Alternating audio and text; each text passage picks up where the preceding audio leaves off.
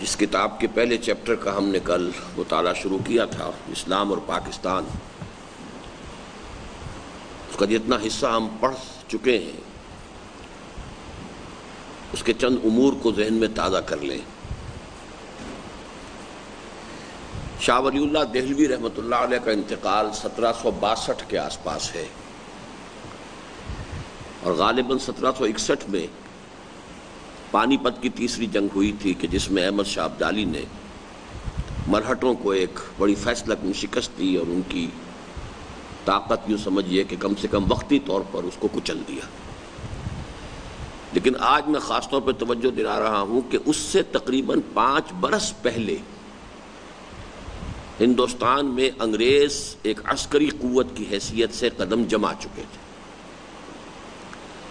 اس لیے کہ 1757 میں پلاسی کی جنگ ہوئی، سراج الدولہ کو شکست فاش ہوئی اور بنگال میں انگریزوں کی حکومت قائم ہو گئی۔ تو ان دونوں چیزوں کو اپنے ذہن میں رکھیے کہ اب ایک طرف انگریز کی حکومت بڑھ رہی ہے مشرق سے مغرب کی طرف، بنگال سے بہار ہوتی ہوئی یو پی ہوتی ہوئی پنجاب کی طرف آ رہی ہے، ادھر جنوب کی طرف جا رہی ہے۔ دوسری طرف ان کی مذہبی تبلیغ کا سلسلہ، عیسائیت کا ایک سیلاب، وہاں پر سب سے پہلا کالج قائم کیا گیا، کلکتے میں چھاپا خانہ قائم کیا گیا، ہندوستان کی زبان میں مختلف زبانوں میں انجیل کے ترجمے کر کر کے ان کو شائع کیا گیا۔ یہ بڑی تیزی کے ساتھ سیلاب آیا۔ ان چیزوں پر ہم گفتگو کر چکے ہیں ایک دوسرے پس منظر میں، دعوت رجوع القرآن کا منظر اور پس منظر۔ اب سیاسی اعتبار سے ہندوستان میں پھر جو ایک نمایاں تحریک اٹھی ہے، ہندوستان کو اثر نو ایک دارالاسلام بنانے کی سنجیدہ جد و جہد، کیونکہ ہندوستان ویسے تو مسلمانوں کی حکومت ابھی تک ہندوستان کے اکثر و بیشتر حصوں پر تھی، پنجاب وغیرہ میں سکھ تھے، لیکن سندھ ہے، بلوچستان ہے، یہ سارا جو ہے مسلمانوں ہی کا تھا، چھوٹی چھوٹی حکومتیں، چھوٹی چھوٹی ریاستیں۔ اسی طریقے سے یو پی میں، سی پی میں ادھر مسلمان ریاستیں، جنوب میں حیدرآباد دکن اور اس سے نیچے یہ تمام ریاستیں مسلمانوں کی تھیں، طوائف الملوک کی تھی۔ لیکن بہرحال مسلمانوں کی اگر حکومتیں ابھی ہندوستان کے اکثر و بیشتر حصے پر قائم تھیں، لیکن ایک تو مرکزیت ختم ہو چکی تھی، اس لیے کہ مغلوں کی حکومت تو بس صرف ایک نومینل، اس کو تو یہ کہا جاتا ہے کہ حکومت شاہ عالم از لال قلعہ تا پالم۔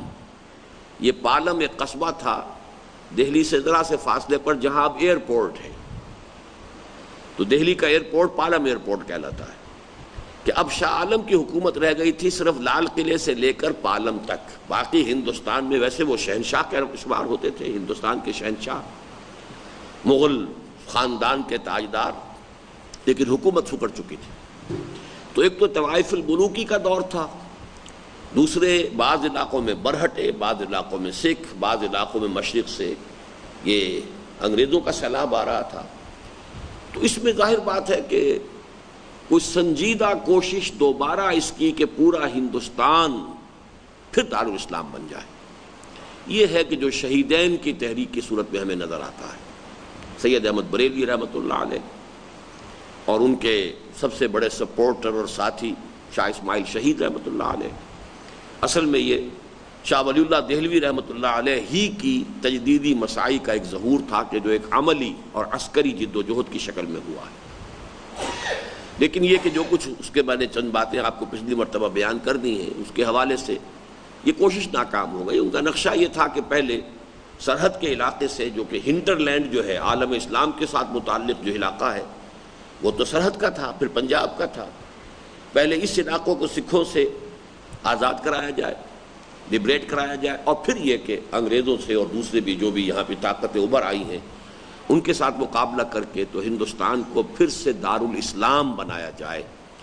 اس لیے کہ شاہ عبد العزیز یہ فتویٰ دے چکے تھے کہ اب ہندوستان دارالاسلام نہیں رہا بلکہ دارالحرب ہو گیا ہے، مسلمانوں کے لیے یہ اب دارالحرب کی حیثیت رکھتا ہے۔ اور شاہ عبد العزیز کون ہے؟ یوں سمجھیے کہ شاہ ولی اللہ اور شاہ اسماعیل شہید کے درمیان کی شخصیت ہے۔ شاہ ولی اللہ کے سب سے بڑے بیٹے شاہ عبد العزیز ہیں، جبکہ ان کے سب سے چھوٹے بیٹے شاہ عبد الغنی کے بیٹے شاہ اسماعیل شہید ہیں۔ تو یہ ایک ہی سلسلہ ہے۔ شاہ عبد العزیز فتویٰ دے چکے تھے کہ ہندوستان دارالحرب بن چکا ہے، تو اب اس دارالحرب کو دوبارہ دارالاسلام بنانے کے لیے ایک جد و جہد کی ضرورت تھی۔ وہ جد و جہد خالص دینی اصولوں پر شروع کی ہے سید احمد صاحب نے۔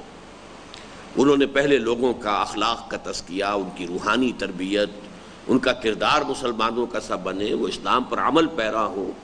پھر وہ جمع ہو، ایک امیر سے بیعت کریں، بیعت کر کے جد و جہد کریں، پھر عسکری جد و جہد کے ذریعے سے درجہ بدرجہ جو ہے ہندوستان کو غیر مسلموں کے تسلط سے نجات دلا کر اور اس کو ایک دارالاسلام کی شکل دی جائے۔ تو یہ ہے بہت اہم کوشش ہماری جو پچھلی صدی کی تھی، بدقسمتی سے وہ ناکام ہو گئی، دنیاوی اعتبار سے ناکام۔ ایسی کوئی کوشش بھی حقیقتاً ناکام نہیں ہوتی، اللہ تعالیٰ کے ہاں جو اجر و ثواب ہے ان کا وہ محفوظ ہے۔ بنا کردند خوش رسم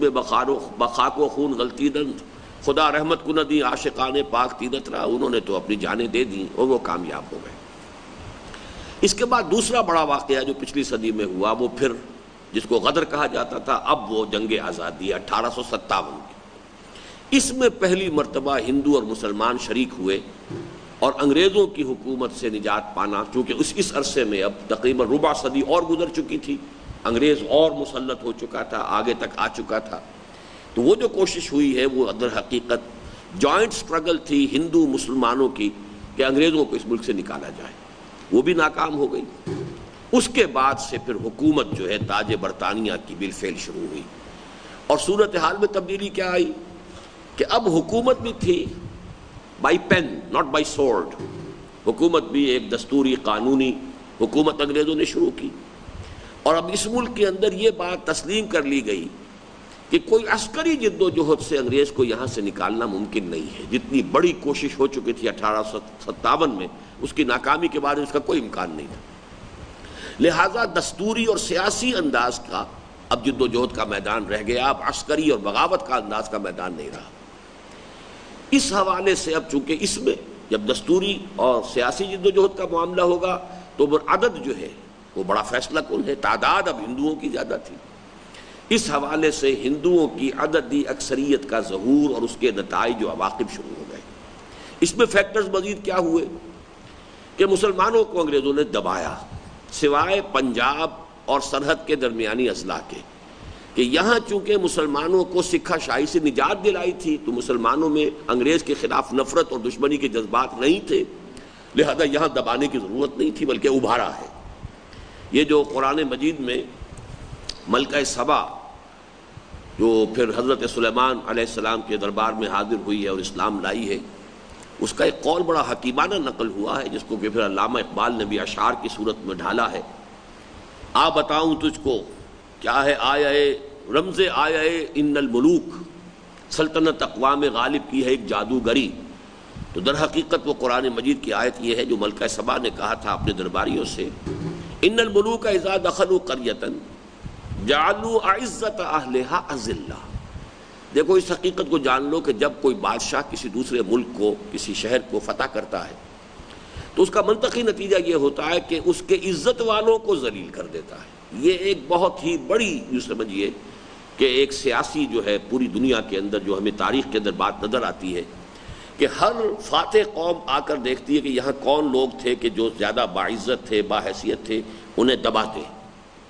کیونکہ انہی میں اندیشہ ہو سکتا ہے کہ بغاوت پیدا ہو،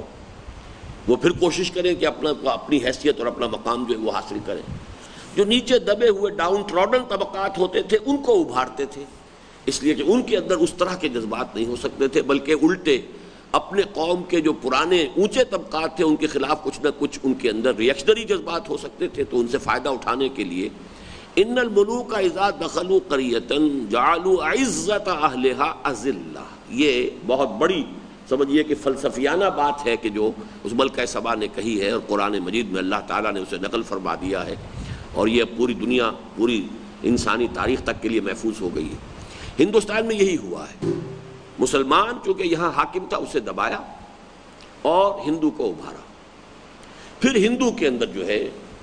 وہ اپنی ایک عظمت سابقہ جو ہے اس کی یاد جو ہے اس کے دل میں تازہ ہو گئی۔ پھر جب کلچرل ریولوشن شروع کیا انگریز نے، نئی تہذیب، نیا تمدن، نئے علوم، نئی زبان، جس کو میں نے لارڈ میکالے کے الفاظ آپ کو کل بتائے تھے کہ ہمارا مقصد یہ ہے کہ ہندوستانی صرف چمڑی کے رنگ کی حیثیت سے تو ہندوستانی رہ جائے، باقی ہر اعتبار سے اس کی سوچ، اس کے ویلیوز، اس کی اقدار، ہر چیز جو ہے، رہن سہن، اس کا پہناوا، اس کا اٹھنا بیٹھنا، ہر چیز جو ہے یورپین ہو جائے۔ اس کلچرل ریولوشن کا معاملہ جو ہے، ہندو نے چونکہ اس کی اپنی تہذیب سے وہ کافی دور نکل چکا تھا، بڑی پرانی بات بن چکی تھی، اس سے پہلے وہ فارسی پڑھ رہے تھے، مسلمانوں کی تہذیب کو بھی اختیار کر لیا تھا، اس حوالے سے ان کے لیے چینج آف ماسٹرز کا بھی معاملہ تھا اور چینج آف کلچر کا بھی معاملہ تھا۔ اپنے کلچر سے انہیں کوئی بہت زیادہ تعلق رہا ہی نہیں تھا، اس لیے انہوں نے یکسوئی کے ساتھ اس نئے کلچرل ریولوشن کا استقبال کیا، اسے قبول کیا۔ مسلمانوں میں تقسیم ہو گئی بہت زبردست کہ جو گہرے مذہبی جذبات رکھنے والے لوگ تھے،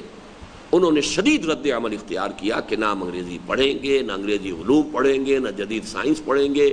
نہ ان کی زبان سیکھیں گے، نہ ان کا سا رہن سہن، نہ ان کا سا پہناوا، کوئی شے اختیار نہیں کریں گے، ٹوٹل بائیکاٹ۔ اب یہ جو ہمارے ہاں علماء کی طاقت تھی، قوم کی مجموعی قوت میں سے گویا کہ ایک حصہ ادھر چل پڑا، لیکن سواد اعظم کو یہی کرنا پڑا کہ بھائی اب زمانہ بدل گیا ہے، ریئلٹیز آف دی ٹائم، اب اس کو جو ہے ایکنالج کرنا پڑے گا، you have to reconcile with them.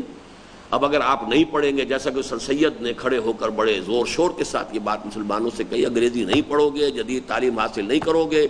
تو تم صرف بہشتی رہ جاؤ گے یا پلے دار رہ جاؤ گے، ہندوستان کے اندر تمہاری کوئی اور حیثیت نہیں ہوگی۔ پانی مشک اپنے کندھے پر لے کر بہشتی مسلمان لے کے آیا کرتا تھا، یا پلے دار، یا تیسرا یہ کہ قصائی ہو سکتا تھا کہ گوشت کاٹے اور بیچے، اس کے علاوہ تمہاری کوئی حیثیت نہیں رہے گی۔ تو سواد اعظم کے لیے یہ بات بہت اہم تھی، لہذا انہوں نے پھر انگریزی سیکھنی شروع کی، لیکن یہ کہ مسلمانوں کی قومی قوت منقسم ہو گئی۔ اس کے بعد پھر آگے اور بڑھ کر جب یہ کہ قومی جدوجہد شروع ہوئی ہے ہندوستان میں، ہندوستانیوں میں، چاہے وہ مسلمان تھے اور چاہے وہ ہندو تھے، یہ احساس پیدا ہوا کہ اب ہمیں انگریز سے بھی نجات پانے کے بارے میں کچھ سوچنا چاہیے، چاہے سیاسی اور دستوری انداز ہی میں ہو۔ تو اس میں بھی صورت یہ بن گئی کہ مسلمانوں کا ایک طبقہ جو نہایت فعال تھا، اس کے اندر انگریز دشمنی کی شدت جتنی تھی اور انگریز پورے عالم اسلام پر جو ظلم کر رہا تھا، اس کے بنا پر ان کے اندر یہ جذبہ پیدا ہوا کہ پہلے ہندو سے ایٹ اینی کاسٹ، ہندو کے ساتھ اتحاد کر کے پہلے ہندوستان کو آزاد کرایا جائے، ہندو مسلم مسئلے کو پھر بعد میں دیکھا جائے گا، یہ ہم آپس میں سیٹل کر لیں گے۔ خود اعتمادی بھی ضرورت سے زیادہ ہو سکتی ہے، جیسا کہ کل میں بیان کر چکا ہوں۔ ایک سبب یہ بھی ہو سکتا ہے کہ انہیں ہندوؤں کے عزائم کا اس لیے اندازہ نہیں ہو سکا کہ ان کا کسی معاشی میدان میں ہندوؤں کے ساتھ مسابقت کا معاملہ تھا نہیں، ان کی تو جو بھی معاش تھی وہ مسلمانوں کے چندوں سے، وہ مدرسہ ہے تو مسلمانوں کے چندوں سے چل رہا ہے، وہاں کوئی ہندو آ کر ان کا مقابلہ تو نہیں کرے گا کہ یہاں پہ معلم میں لگوں گا تو یہ نہ لگے۔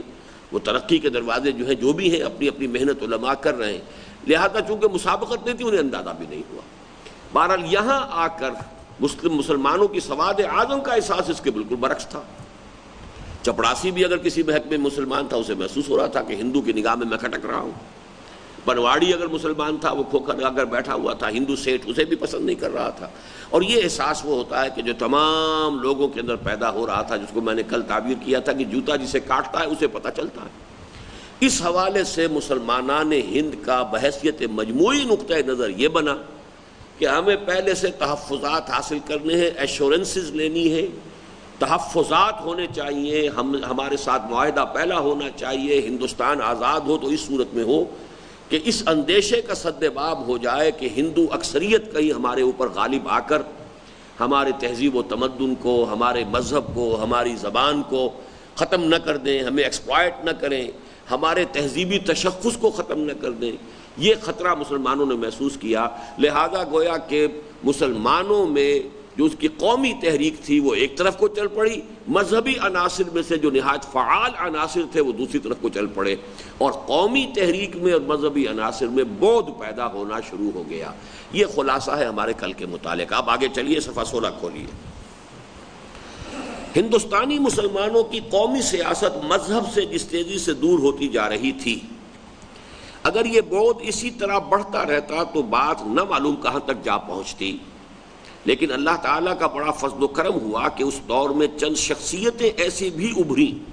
جنہوں نے اس بعد کو کم کرنے کی کوشش کی اور اس میں انہیں کسی حد تک کامیابی بھی ہوئی۔ اب یہ بالکل ایک نئی بحث ہے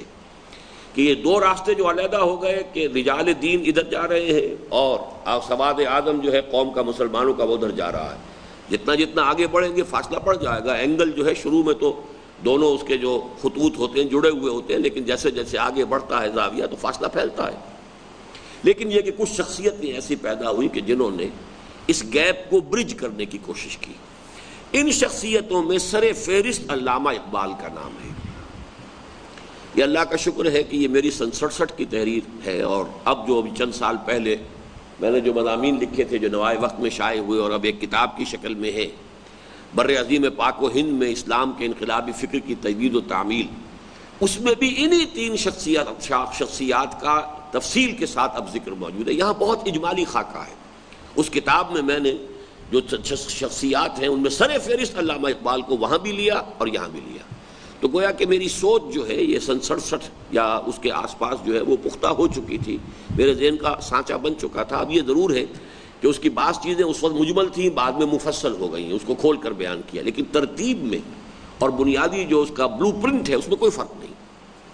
ان شخصیتوں میں سر فہرست علامہ اقبال کا نام ہے۔ انہوں نے مسلمانوں کی قومی تحریک میں مذہبی جذبے اور رنگ کی آمیزش کی جو کامیاب کوشش کی وہ ظاہر و باہر ہے۔ ایک ملی جذبہ اور مسلمانوں کی ملی وحدت اور مسلم ہے ہم وطن ہے سارا جہاں ہمارا، اور ہو قبائل ہو ملت کی وحدت میں گم۔ اب یہ ساری چیزیں جو ہے کہ یہ مسلمان جو ہے ایک وحدت بن کر ابھرے دنیا میں، اور پھر خوشخبری اسلام کا بھی احیاء ہوگا اور ملت اسلامی جو ہے وہ بھی اب دنیا کے اندر دوبارہ ابھرے گی۔ یہ سارا در حقیقت قومی تحریک کے اندر کچھ ایک مذہبی جذبہ، بلکہ مذہبی جذبے سے زیادہ جسے اب میں نے ڈیفائن کیا احیائی جذبہ، کہ ایک تو دفاعی جذبہ تھا کہ یہ جو قوم نے راستہ اختیار کیا تھا یہ مدافعت میں کیا تھا کہ خطرہ ہو گیا، ایک بڑی قوم جو ہم سے 3 گنا زیادہ ہے، زیادہ ریسورسفل ہے، اس کے وسائل زیادہ ہیں، زیادہ دولت مند ہے، تعلیم میں بھی ہم سے آگے نکل گئے ہیں، غیر ملکی حکمران بھی ان کی پشت پناہی کر رہے ہیں، ان کی سرپرستی کر رہے ہیں۔ تو یہ جو ہے اس سے ہمیں ڈر ہے کہ یہ ہمیں ایکسپلائٹ کریں گے، ہمیں دبا دیں گے، ہماری ملی تشخص کو ختم کر دیں گے۔ تو اس سے ڈیفینسو میکینزم جو ہے، دفاعی تحریک جو ہے وہ گویا کہ مسلمانوں کی قومی جد و جہد جو ہے اسے مین ہم کہیں گے کہ اس کے اندر جو موٹیویشن تھی وہ ڈیفینسو تھی، وہ دفاعی تھی، وہ بڑی قوم کے دستبر سے اپنے آپ کو بچانے کی کوشش تھی۔ لیکن علامہ اقبال نے اس میں ایک پازیٹیو چیز شامل کی، احیاء، کہ ہمیں اب اسلام کی جو ہے کتاب ملت بیضاء کے پھر شیرازہ بندی ہے، اور 1930 میں جو انہوں نے کہا کہ ہمیں ایک خطہ ارضی علیحدہ مل جانا چاہیے، اور مجھے یقین ہے کہ مل جائے گا، اور ہمیں اس کا موقع مل جائے گا کہ ہم اسلام کی جو اصل تعلیمات ہیں کہ دور ملوکیت میں جو مسخ ہو گئی تعلیمات، ان تمام دور ملوکیت کے اثرات کو ہٹا کر صحیح اسلام جو گویا کہ دور ملوکیت سے قبل کا اسلام، دور خلافت راشدہ کا اسلام، اس کی ایک عملی شکل دنیا میں پیش کر سکیں۔ تو یہ ایک جذبہ پازیٹیو تھا، ہندوؤں سے بچانا، حفاظت کا جذبہ، یہ ڈیفینسو تھا۔ اس کو ہم سلبی کہہ سکتے ہیں، نیگیٹو کہہ سکتے ہیں، اور یہ بری بات نہیں ہے، دفاع بھی بہت ضروری ہے، لیکن ایک احیاء کا جذبہ تھا کہ ہمیں اسلام کو دوبارہ زندہ کرنا ہے، اسلام کا احیاء کرنا ہے، اسلام کا دنیا کے اندر جو ایک عملی نمونہ پیش کرنا ہے۔ یہ جذبہ انہوں نے مسلم قومی تحریک جو چل رہی تھی اس کو سوائے صرف ایک ڈیفینسو فینومینن کی بجائے اس کے اندر ایک پازیٹیو احیائی رنگ پیدا کیا۔ لیکن یہ بھی ظاہر ہے کہ وہ مذہبی آدمی ہرگز نہ تھے۔ ظاہر بات ہے کہ اپنے وضاقتہ سے داڑھی ان کے نہیں تھی، وہ کوئی عالم دین نہیں تھے، وہ مفتی نہیں تھے، میں نہ عارف نہ مجدد نہ محدث نہ فقیہ، صاف کہتے ہیں۔ تو مذہبی شخصیت وہ بھی نہیں تھے، چاہے فکر کے اعتبار سے ان کا بہت بلند مقام ہے اسلامی فکر کا، لیکن یہ بھی ظاہر ہے کہ وہ مذہبی آدمی ہرگز نہ تھے، لہذا ان کی کوششوں سے قومی تحریک میں کم از کم وقتی طور پر مذہبی روح تو ایک حد تک پیدا ہو گئی، لیکن مذہبی طبقوں سے اس کا بعد کسی طرح کم نہیں ہوا۔ مذہبی طبقات تو علماء کرام تھے جو کہ جن کی ایک حیثیت تھی، جو خطیب تھے، مساجد کے ائمہ تھے، مدرسوں کے اندر قال اللہ قال الرسول کا جو سلسلہ ہے اسے جاری رکھے ہوئے تھے، مذہبی طبقات تو وہ تھے۔ تو قومی تحریک کی مذہبی جو طبقات سے جو اس کا بعد پیدا ہو گیا تھا اس میں تو کمی نہیں ہوئی، لیکن خود قومی تحریک میں کسی نہ کسی درجے میں ایک مذہبی رنگ پیدا ہو گیا، ایک مذہبی جذبے کی آمیزش ہو گئی علامہ اقبال کے ذریعے سے۔ علامہ کے ساتھ ہی ایک دوسری عظیم شخصیت جس نے ایک بار حکومت الہیہ کا نعرہ لگا کر امت مسلمہ کی عمر رفتہ کو آواز دی اور امام الہند کا خطاب پایا، وہ مولانا ابوالکلام مرحوم کی تھی۔ اب یہ ذہن میں رکھیے کہ علامہ اقبال کی پیدائش جو ہے وہ 1776 یا 77 کی ہے، غالباً 1877 کی، اور یہ ہے 1888 کی پیدائش۔ 11 برس کا فصل ہے، یہ ہم پڑھ چکے ہیں، وہ جو دعوت رجوع القرآن کا منظر و پس منظر، اور یہ دوسرے جو کتاب تھی انقلابی فکر کی تجدید و تعمیل کے جو چیپٹرز ہم نے پڑھے، ان میں یہ چیزیں آ چکی ہیں۔ تو علامہ اقبال کی جب ملی شاعری کا ڈنکا بجنا شروع ہوا ہے تو ابوالکلام آزاد اس وقت کوئی 16-17 برس کے نوجوان تھے نابغہ، بہت ذہین، بہت فطین انسان۔ تو یہ امپریشنیبل ایج ہوتی ہے کہ جس میں انسان اپنے آس پاس سے بڑا گہرا تاثر قبول کرتا ہے۔ وہ زمانہ بھی ایسا تھا مسلمانوں کے لیے کہ ہر اعتبار سے جو ہے وہ، جیسا کہ آپ کو معلوم ہے، بعد میں اس وقت تو بلقان ہی کے اندر معاملہ چل رہا تھا، پھر جنگ عظیم اول کا دور آیا ہے، تو وہ بہت ہی ہیجانی دور بھی تھا مسلمانوں کا۔ اس میں جو ذہین بچے ہوتے تھے وہ بہت زیادہ بیدار اور چاق و چوبند ہوتے تھے، اور حالات سے ان کا گہرا تاثر جو ہے اس کے بارے میں ان کے تصورات بہت واضح ہوتے تھے۔ اس وقت ملی شاعری سے جو تاثر لیا ہے مولانا ابوالکلام آزاد نے، تو چونکہ علامہ اقبال خود نہ تو مذہبی آدمی تھے، خود ایک داعی کے لیے جن صفات کی ضرورت ہے وہ ان میں موجود نہیں تھی۔ مفکر، فلسفی، دانا، حکیم انسان، اپنے خیالات کے اندر گم رہنا، اب یہ کچھ اور چیزیں ہوتی ہیں۔ میدان میں آ کر داعی بن کر کھڑے ہونا، لوگوں کو للکارنا، جمع کرنا، جماعت بنانا، لوگوں کی تنقیدیں پھر برداشت کرنا، یہ اس کے کچھ اور ہی تقاضے ہیں۔ تو علامہ اقبال کا مزاج چونکہ وہ نہیں تھا، لہذا وہ کوئی کوشش نہیں کر سکے عملی۔ لیکن میرا فیصلہ یہ ہے کہ علامہ ہی کے زیر اثر مولانا ابوالکلام آزاد کھڑے ہوئے ہیں۔ ملی جذبے کی آبیاری اس میں علامہ اقبال کے کلام سے ہوئی ہے، چاہے ابوالکلام آزاد نے اسے کبھی تسلیم نہیں کیا۔ لیکن یہ ہے کہ 1912 میں الہلال انہوں نے جاری کیا ہے، اور اس وقت تک علامہ اقبال کی ملی شاعری کا ڈنکا بج چکا تھا اور وہ جذبات سامنے آ چکے تھے۔ اور اس کے بعد سے لے کے 1913 میں انہوں نے حزب اللہ قائم کی بیعت کی بنیاد پر۔ یہ دوسری بات ہے کہ جو روایتی ہمارے علماء چلے آ رہے تھے، چونکہ ابوالکلام آزاد بھی وہ ان کے کسی بڑے مدرسے کے فارغ و تحصیل نہیں تھے، وہ نہ دیوبند کے پڑھے ہوئے تھے، نہ کسی اور یہاں کے مقامی مدرسے سے یا کسی فرقے سے ان کا گہرا تعلق تھا کہ جس کی وجہ سے انہیں کوئی بیس مل جاتا۔ تو ہمارے ٹریڈیشنل جو طبقات تھے علماء کے، انہوں نے انہیں ایکسیپٹ نہیں کیا، اس لیے ان کی تحریک ٹھٹر کر رہ گئی۔ اور اس وقت تک علماء کا عمل دخل بہت تھا، کم سے کم دینی معاملات کے اندر تو لوگ جو ہے علماء ہی کی بات سنتے تھے، ان کے اثرات بہت تھے، گرفت بہت تھی۔ لہذا بہت جلد بد دل ہو کر مولانا ابوالکلام آزاد اس کام کو چھوڑ گئے۔ 1920 میں ایک کوشش ہوئی تھی اور بہت بڑی کوشش تھی، علماء کا ایک بہت بڑا اجتماع دہلی میں ہوا تھا نومبر 1920 میں، جمعیت علماء ہند کا دوسرا سالانہ اجلاس، اور اس میں شیخ الہند مولانا محمود حسن رحمۃ اللہ علیہ نے تجویز پیش کی تھی کہ ابوالکلام کے ہاتھ پر بیعت کرو، اسے امام الہند مانو سب علماء، اور پھر ایک جد و جہد شروع کرو اس کی قیادت کے اندر، تاکہ ہندوستان کے اندر حکومت الہیہ قائم کی جائے، اسے دوبارہ دارالاسلام بنایا جائے۔ لیکن یہ کہ علماء نے اسے قبول نہیں کیا، تو اس کے بعد سے جو ہے وہ بددل ہوئے اور وہ پھر کانگریس میں شریک ہو گئے۔ لیکن یہ کہ ایک وقتی طور پر ایک بڑا غلغلہ اور ولولہ اور ہم ہمہ اور زور شور کی بات، الہلال اور البلاغ کی دعوت میں حکومت الہیہ کا نعرہ، خلافت کا نعرہ،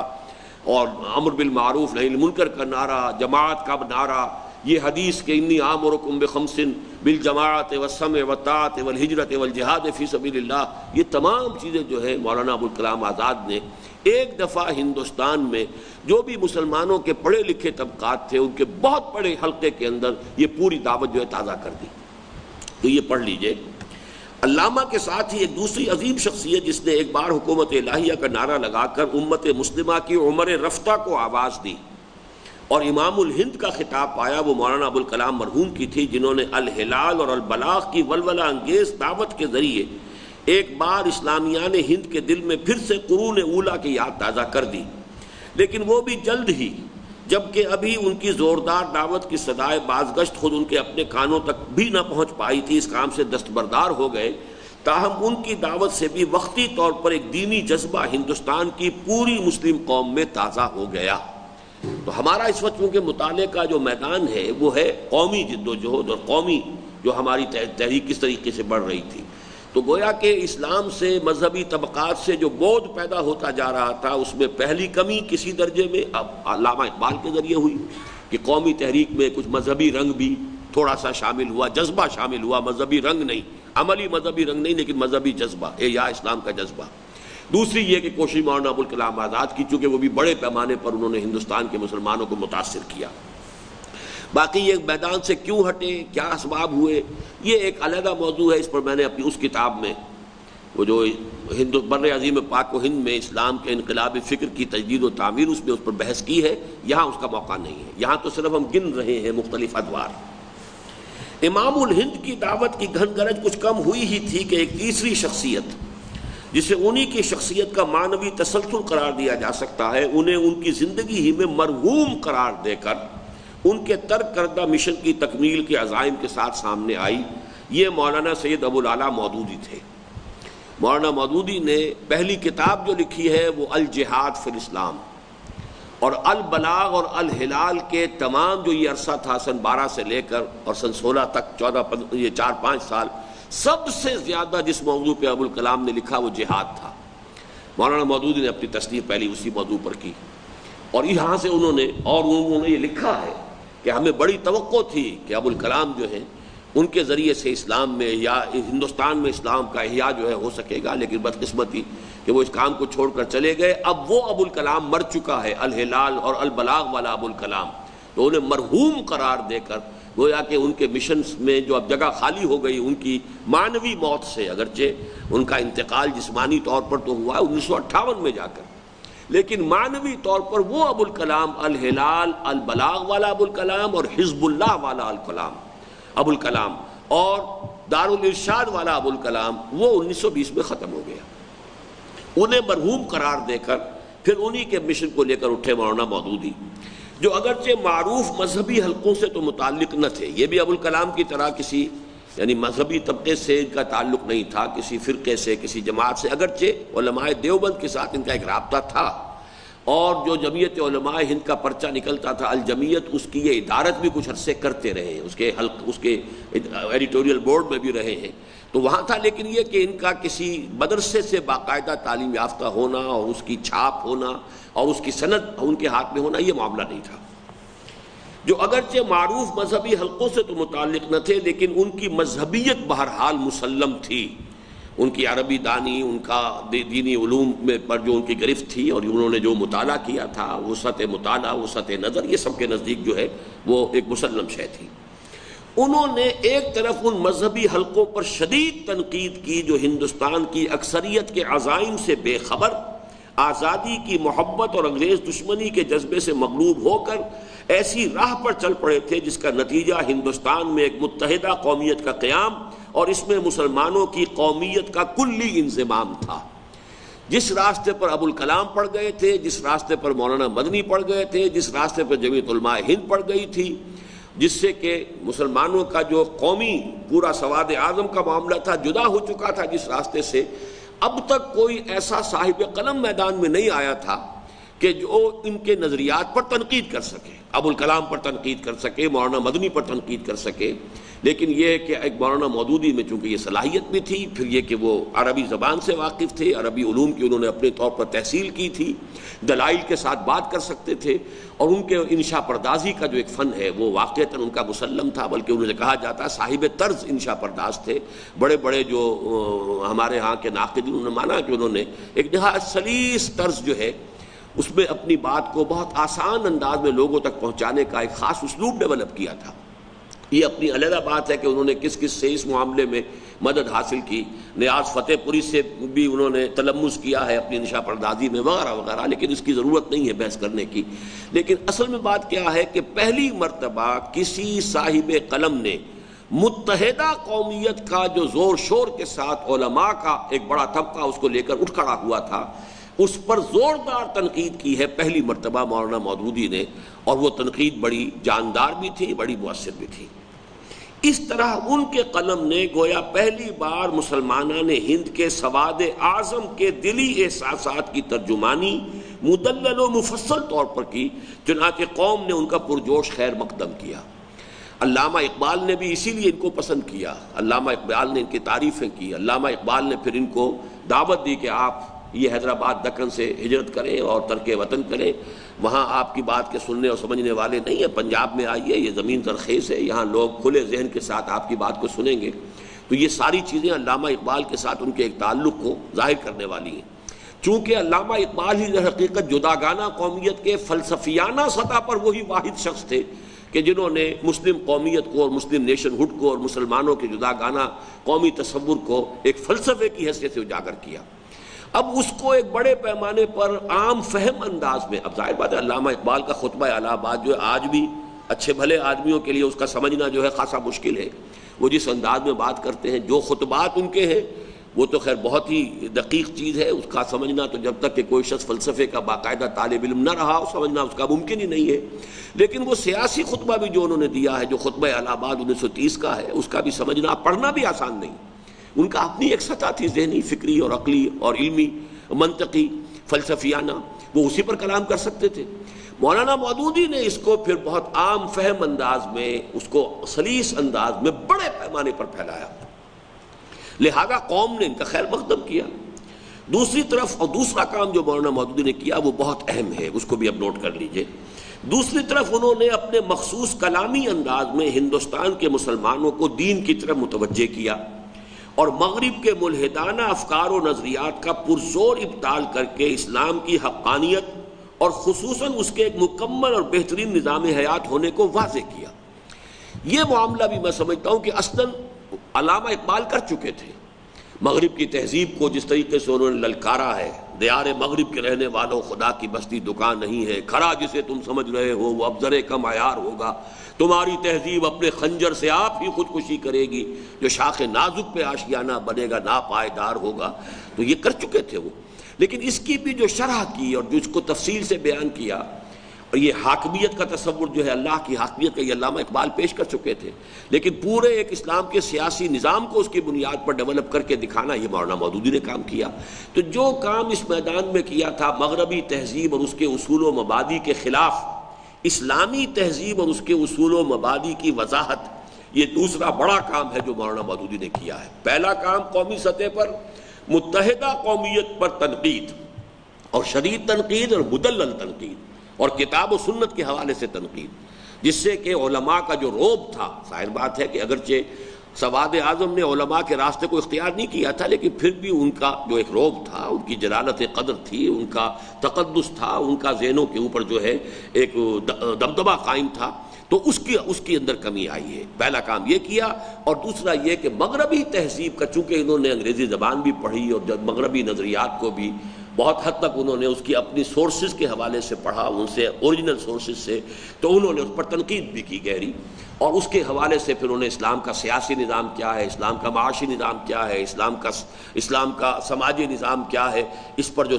تصنیفات انہوں نے کی ہیں، اس سے مسلمانوں کے اندر ایک خود اعتمادی پیدا ہوئی۔ خاص طور پر جو کالجوں میں، اسکولوں میں زیر تعلیم نوجوان نسل تھی، اس کے اندر اسلام پر ہمارا بھی ایک نظام ہے، ہماری اپنی تہذیب ہے، ہماری اپنی سیاست ہے، ہمارے اپنے سیاسی نظریات ہیں، اسلامی ریاست کے اپنے اصول و مبادی ہیں، اس لیے اسلامی تہذیب کے اپنے اصول و مبادی ہیں، اسلام کا معاشی نظام اپنا ہے، اسلام کا جو قانون وراثت ہے وہ کہیں بہتر ہے، اسلام کا قانون شہادت جو ہے وہ، یہ ساری چیزیں جو پیدا ہوئی ہیں، یہ دوسرا بہت مؤثر کام ہے جو مولانا مودودی نے کیا۔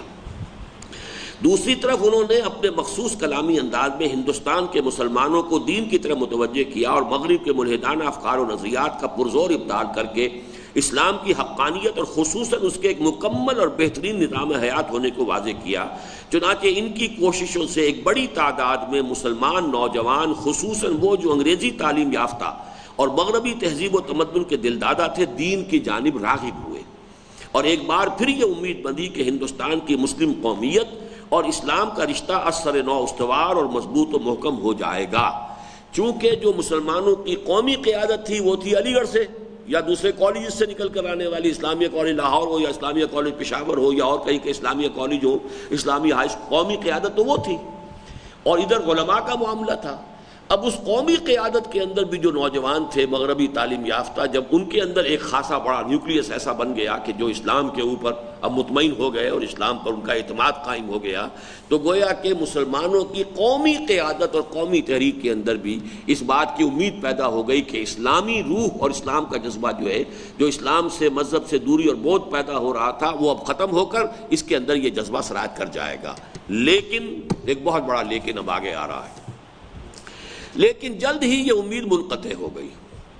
اور ہندوستان میں مسلمانوں کی قومی تحریک دوسرے بڑے حادثے سے دوچار ہو گئی۔ پہلا بڑا حادثہ کیا تھا؟ انگریز کے آنے کے بعد مسلمان قوم کا رد عمل اس کے کلچرل ریولوشن کے جواب میں منقسم تھا۔ ایک طبقے نے کہا ٹوٹل بائیکاٹ، نہ انگریزی پڑھیں گے، نہ انگریزی علوم پڑھیں گے، نہ جدید تہذیب اختیار کریں گے، نہ میز کرسی پہ بیٹھ کے کھانا کھائیں گے، نہ چمچہ اور کانٹا تو بہت دور کی بات ہے استعمال کریں گے، یہ ساری چیزیں جو ہے ٹوٹل بائیکاٹ۔ دوسرے طبقے نے کہا بھائی کرنا پڑے گا، اب دنیا کا معاملہ ہے، ہمیں اس طریقے سے، جیسا کہ میں نے آج تھوڑی دیر پہلے عرض کیا تھا کہ صرف پلے دار اور بہشتی بن کر رہ جاؤ گے، اور تو یہ کہ بہرحال نہ سرکاری ملازمتیں ملیں گی، نہ ان پروفیشن میں آگے جا سکو گے، تمہاری حیثیت کچھ نہیں رہے گی۔ تو گویا کہ ایک ڈائیکاٹمی ہو گئی، منقسم ہو گئی مسلمان قوم ہندوستان کے، ایک کا رخ ادھر ایک کا رخ ادھر۔ اس کے بعد آج ہم نے مطالعہ شروع کیا کہ یہ فاصلہ بہت بڑھ جاتا، لیکن اللہ کے فضل سے پہلے علامہ اقبال آئے منصع شہود پر، اور ان کے ذریعے سے قومی تحریک کے اندر ایک مذہبی اور احیائی جذبہ پیدا ہوا۔ پھر ابوالکلام نے بڑی گھن گرج کے ساتھ حکومت الہیہ کی دعوت اور قرآن کی طرف رجوع کی دعوت جو ہے پورے ہندوستان کے پڑھے لکھے مسلمانوں کے طبقے میں پھیلائی، اور تیسری شخصیت مولانا مودودی کی آئی تھی۔ لہذا یہ کام جو ہو سکتا تھا وہ اب کس وجہ سے منقطع ہو گیا، لیکن جلد ہی یہ امید منقطع ہو گئی اور ہندوستان میں مسلمانوں کی قومی تحریک دوسرے بڑے حادثے سے دوچار ہو گئی۔ یعنی مولانا مودودی مسلمانوں کی قومی تحریک سے علیحدگی اختیار کر کے ہندوستان کی مسلمان قوم کے سواد اعظم سے کٹ گئے اور ایک دوسری راہ پر گامزن ہو گئے۔ اپنے رخ کی اس تبدیلی کی جو دو بڑی وجوہات مولانا نے بیان فرمائی ہیں وہ انہی کے الفاظ میں سنیے۔ یہ مولانا مودودی کی بڑی بارکۃ الآراء جو تھی کتاب، مسلمان اور موجودہ سیاسی کشمکش، یہ 3 حصوں پر مشتمل ہوتی تھی، حصہ اول، حصہ دوم، حصہ سوم۔ حصہ سوم کا جو دیباچہ ہے، جب مولانا نے ٹرن لیا کہ اب میں اس مسلم نیشنلزم کے ساتھ مزید تعاون نہیں کر سکتا، مسلمانوں کی قومی تحریک جس رخ پر جا رہی ہے، کچھ اسباب ایسے ہیں جو اب آگے آئیں گے جس کے بنا پر میں اس کے ساتھ نہیں چل سکتا، میں اس کے ساتھ تعاون نہیں کر سکتا، اب اس کا انہوں نے وجوہات بیان کی ہیں، اور وہ در حقیقت دیباچہ ہے سیاسی کشمکش حصہ سوم کا جو دیباچہ ہے اس کے یہ اقتباسات ہیں۔ پہلی وجہ یہ تھی کہ اس نئی تحریک کے دور میں عامت المسلمین کی قیادت و رہنمائی ایک ایسے گروہ کے ہاتھ میں چلی گئی جو دین کے علم سے بے بہرا ہے اور محض قوم پرستانہ جذبے کے تحت اپنی قوم کے دنیاوی مفاد کے لیے کام کر رہا ہے۔ یعنی قیادت خالص سیکولر ہو گئی، دینی فکر نہیں، دینی علم نہیں، دینی عمل نہیں۔ دین کا علم رکھنے والا عنصر اس گروہ میں اتنا بھی نہیں جتنا آٹے میں نمک ہوتا ہے، اور اس قدر قلیل کو بھی کوئی دخل رہنمائی میں نہیں ہے۔ یہ میں نے کل بیان کیا تھا کہ تحریک پاکستان یا تحریک مسلم لیگ کی قیادت خالص سیکولر مزاج کے لوگوں جو پریکٹسنگ مسلم نہیں تھے ان پر مشتمل تھی، قومی تحریک تھی۔ تو یہی بات مولانا کہہ رہے ہیں کہ پہلی مرتبہ میں الفاظ دیکھیے، بڑے زوردار الفاظ ہیں، میں دیکھ رہا ہوں کہ ہندوستان میں اس سے پہلے کبھی عام مسلمانوں کا اعتماد علماء دین سے ہٹ کر اس شدت کے ساتھ غیر دیندار اور ناواقف دین رہنماؤں پر نہیں جمع تھا۔ میرے نزدیک یہ صورتحال اسلام کے لیے وطنی قومیت کی تحریک سے کچھ کم خطرناک نہیں ہے۔ یعنی ایک تحریک تھی متحدہ قومیت، وطن کی بنیاد پر قومیت، ہندوستان میں رہنے والے سب ایک قوم ہیں، ہندو ہوں، مسلمان ہوں، سکھ ہوں، پارسی ہوں، یہ کانگریس کا موقف تھا، اور اس کی تائید ہو رہی تھی بالواسطہ کہ جو علماء کے طبقے سے ہو رہی تھی، مولانا مدنی اور مولانا ابوالکلام آزاد اور پوری جمعیت علماء ہند۔ تو اس کے خلاف پہلے مولانا مودودی نے تنقیدیں کی، اسی وجہ سے قومی تحریک میں ان کا خوش خیر مقدم کیا گیا اور ان کو استقبال کیا گیا، ان کو سراہا گیا۔ لیکن اب وہ یہ کہہ رہے ہیں کہ اس کے اندر اس درجے بات آگے بڑھ گئی ہے اور دین سے اس کی علیحدگی جو ہے قیادت کے اعتبار سے اس قدر ظاہر و باہر ہے کہ اب میرے ساتھ مزید اس کے ساتھ تعاون کرنا ممکن نہیں. اور اب یہ مسلم قوم پرستی بھی کم خطرناک نہیں ہے وطنی قوم پرستی کے مقابلے میں. یہ مولانا کا موقف ہے، اس کو سمجھ لیجئے. میرے نزدیک یہ صورتحال اسلام کے لیے وطنی قومیت کی تحریک سے کچھ کم خطرناک نہیں ہے. اگر ہندوستان کے مسلمانوں نے دین سے بے بہرا لوگوں کی قیادت میں ایک بے دین قوم کی حیثیت سے اپنا علیحدہ وجود برقرار رکھا بھی، جیسا کہ ٹرکی اور ایران میں برقرار رکھے ہوئے ہیں، تو ان کے اس طرح زندہ رہنے میں اور کسی غیر مسلم قومیت کے اندر فنا ہو جانے میں آخر فرق ہی کیا ہے؟ دیکھیے، اب آپ اس کے اندر جذبات کی شدت تو محسوس کر سکتے ہیں، وہ میرا بھی ایک پوائنٹ آف ویو ہے اس میں، لیکن یہ کہ بات تو 100% درست ہے اصولی اعتبار سے کہ مسلمان اگر علیحدہ قوم ہے تو وہ اسلام کی وجہ سے ہے. اسلام ایک دین ہے، ایک مذہب ہے، اس کے عقائد ہیں، اس کے شعائر ہیں، اس کی عبادات ہیں، اس کے تمام چیزیں، اس کی اپنی تہذیب ہے. اب ان تمام چیزوں سے تو قطع تعلق ہو جائے، نہ وہ شاعر دین سے تعلق ہے، نہ علم دین سے تعلق ہے، نہ ان تمام چیزوں سے کوئی تعلق ہے، نہ عبادات کے ساتھ کوئی معاملہ ہے، اور ایک قومی تحریک لے کر چل رہے ہیں، تو وہ ایک قوم جو ہے وہ اگر اپنے وجود کو علیحدہ برقرار رکھ بھی لے جبکہ اس کا جو ہے دین کے ساتھ کوئی رشتہ نہ رہا ہو، جیسے ٹرکی میں ہو گیا تھا، اور صحیح لکھا ہے مولانا نے اس زمانے میں. اب یہ تحریر ان کی 1939 کے آس پاس کی ہے جو اس وقت میں آپ کو سنا رہا ہوں. اس وقت کے ٹرکی کو ذہن میں رکھیے کہ یہ مصطفیٰ کمال پاشا کا دور ہے. 1938 میں انتقال ہوا مصطفیٰ کمال پاشا کا بھی اور علامہ اقبال کا بھی. میری عمر اس وقت 6 برس تھی، اور کبھی کبھی میں حیران ہوا کرتا ہوں کہ اس وقت جیسا کہ میں نے عرض کیا ہے کہ قومی زندگی کے حالات کچھ ایسے تھے کہ بچپنے ہی سے بڑا شعور جو ہے ڈیولپ ہو جاتا تھا. مجھے اب بھی یاد ہے کہ علامہ اقبال کی موت کو بھی اور مصطفیٰ کمال پاشا کی موت کو بھی میں نے ایک ذاتی صدمے کی حیثیت سے محسوس کیا at the age of 6 years. اس درجے اس وقت جو ہے شعور مسلمانوں کا جو ہے عام سطح جو ہے شعور کی اتنی بلند ہو چکی تھی. 32 کی میری پیدائش ہے، 38 میں ان دونوں کا انتقال ہوا. تو ظاہر بات ہے کہ مصطفیٰ کمال پاشا نے ٹرکی کو جس رخ پر ڈالا، خالص سیکولر، عربی زبان کے اوپر پابندی، عربی اذان پر پابندی، لباس جو ہے یورپین لازم، پردے اٹھا دیے، برقعے جلا دیے، یہ سارے کام جو کیے کہ تمام، اور رومن لا کو لا کر پرسنل لا میں بھی، یعنی یہاں تک کہ ذاتی نکاح طلاق کے معاملات میں بھی رومن لا کو لا کر نافذ کر دیا. اسلام کا نام و نشان مٹانے کی کوشش کی ہے مصطفیٰ کمال پاشا نے. تو مولانا جو کہہ رہے ہیں وہ ٹھیک کہہ رہے ہیں کہ اس طرح سے ایک نام کے مسلمان قوم دنیا میں رہ بھی جائے تو حاصل کیا ہوگا اگر اس کا اسلام سے تعلق نہ رہے. تو ہمیں تو مسلمان قوم کے ساتھ جو تعلق ہے وہ اسلام کے حوالے سے.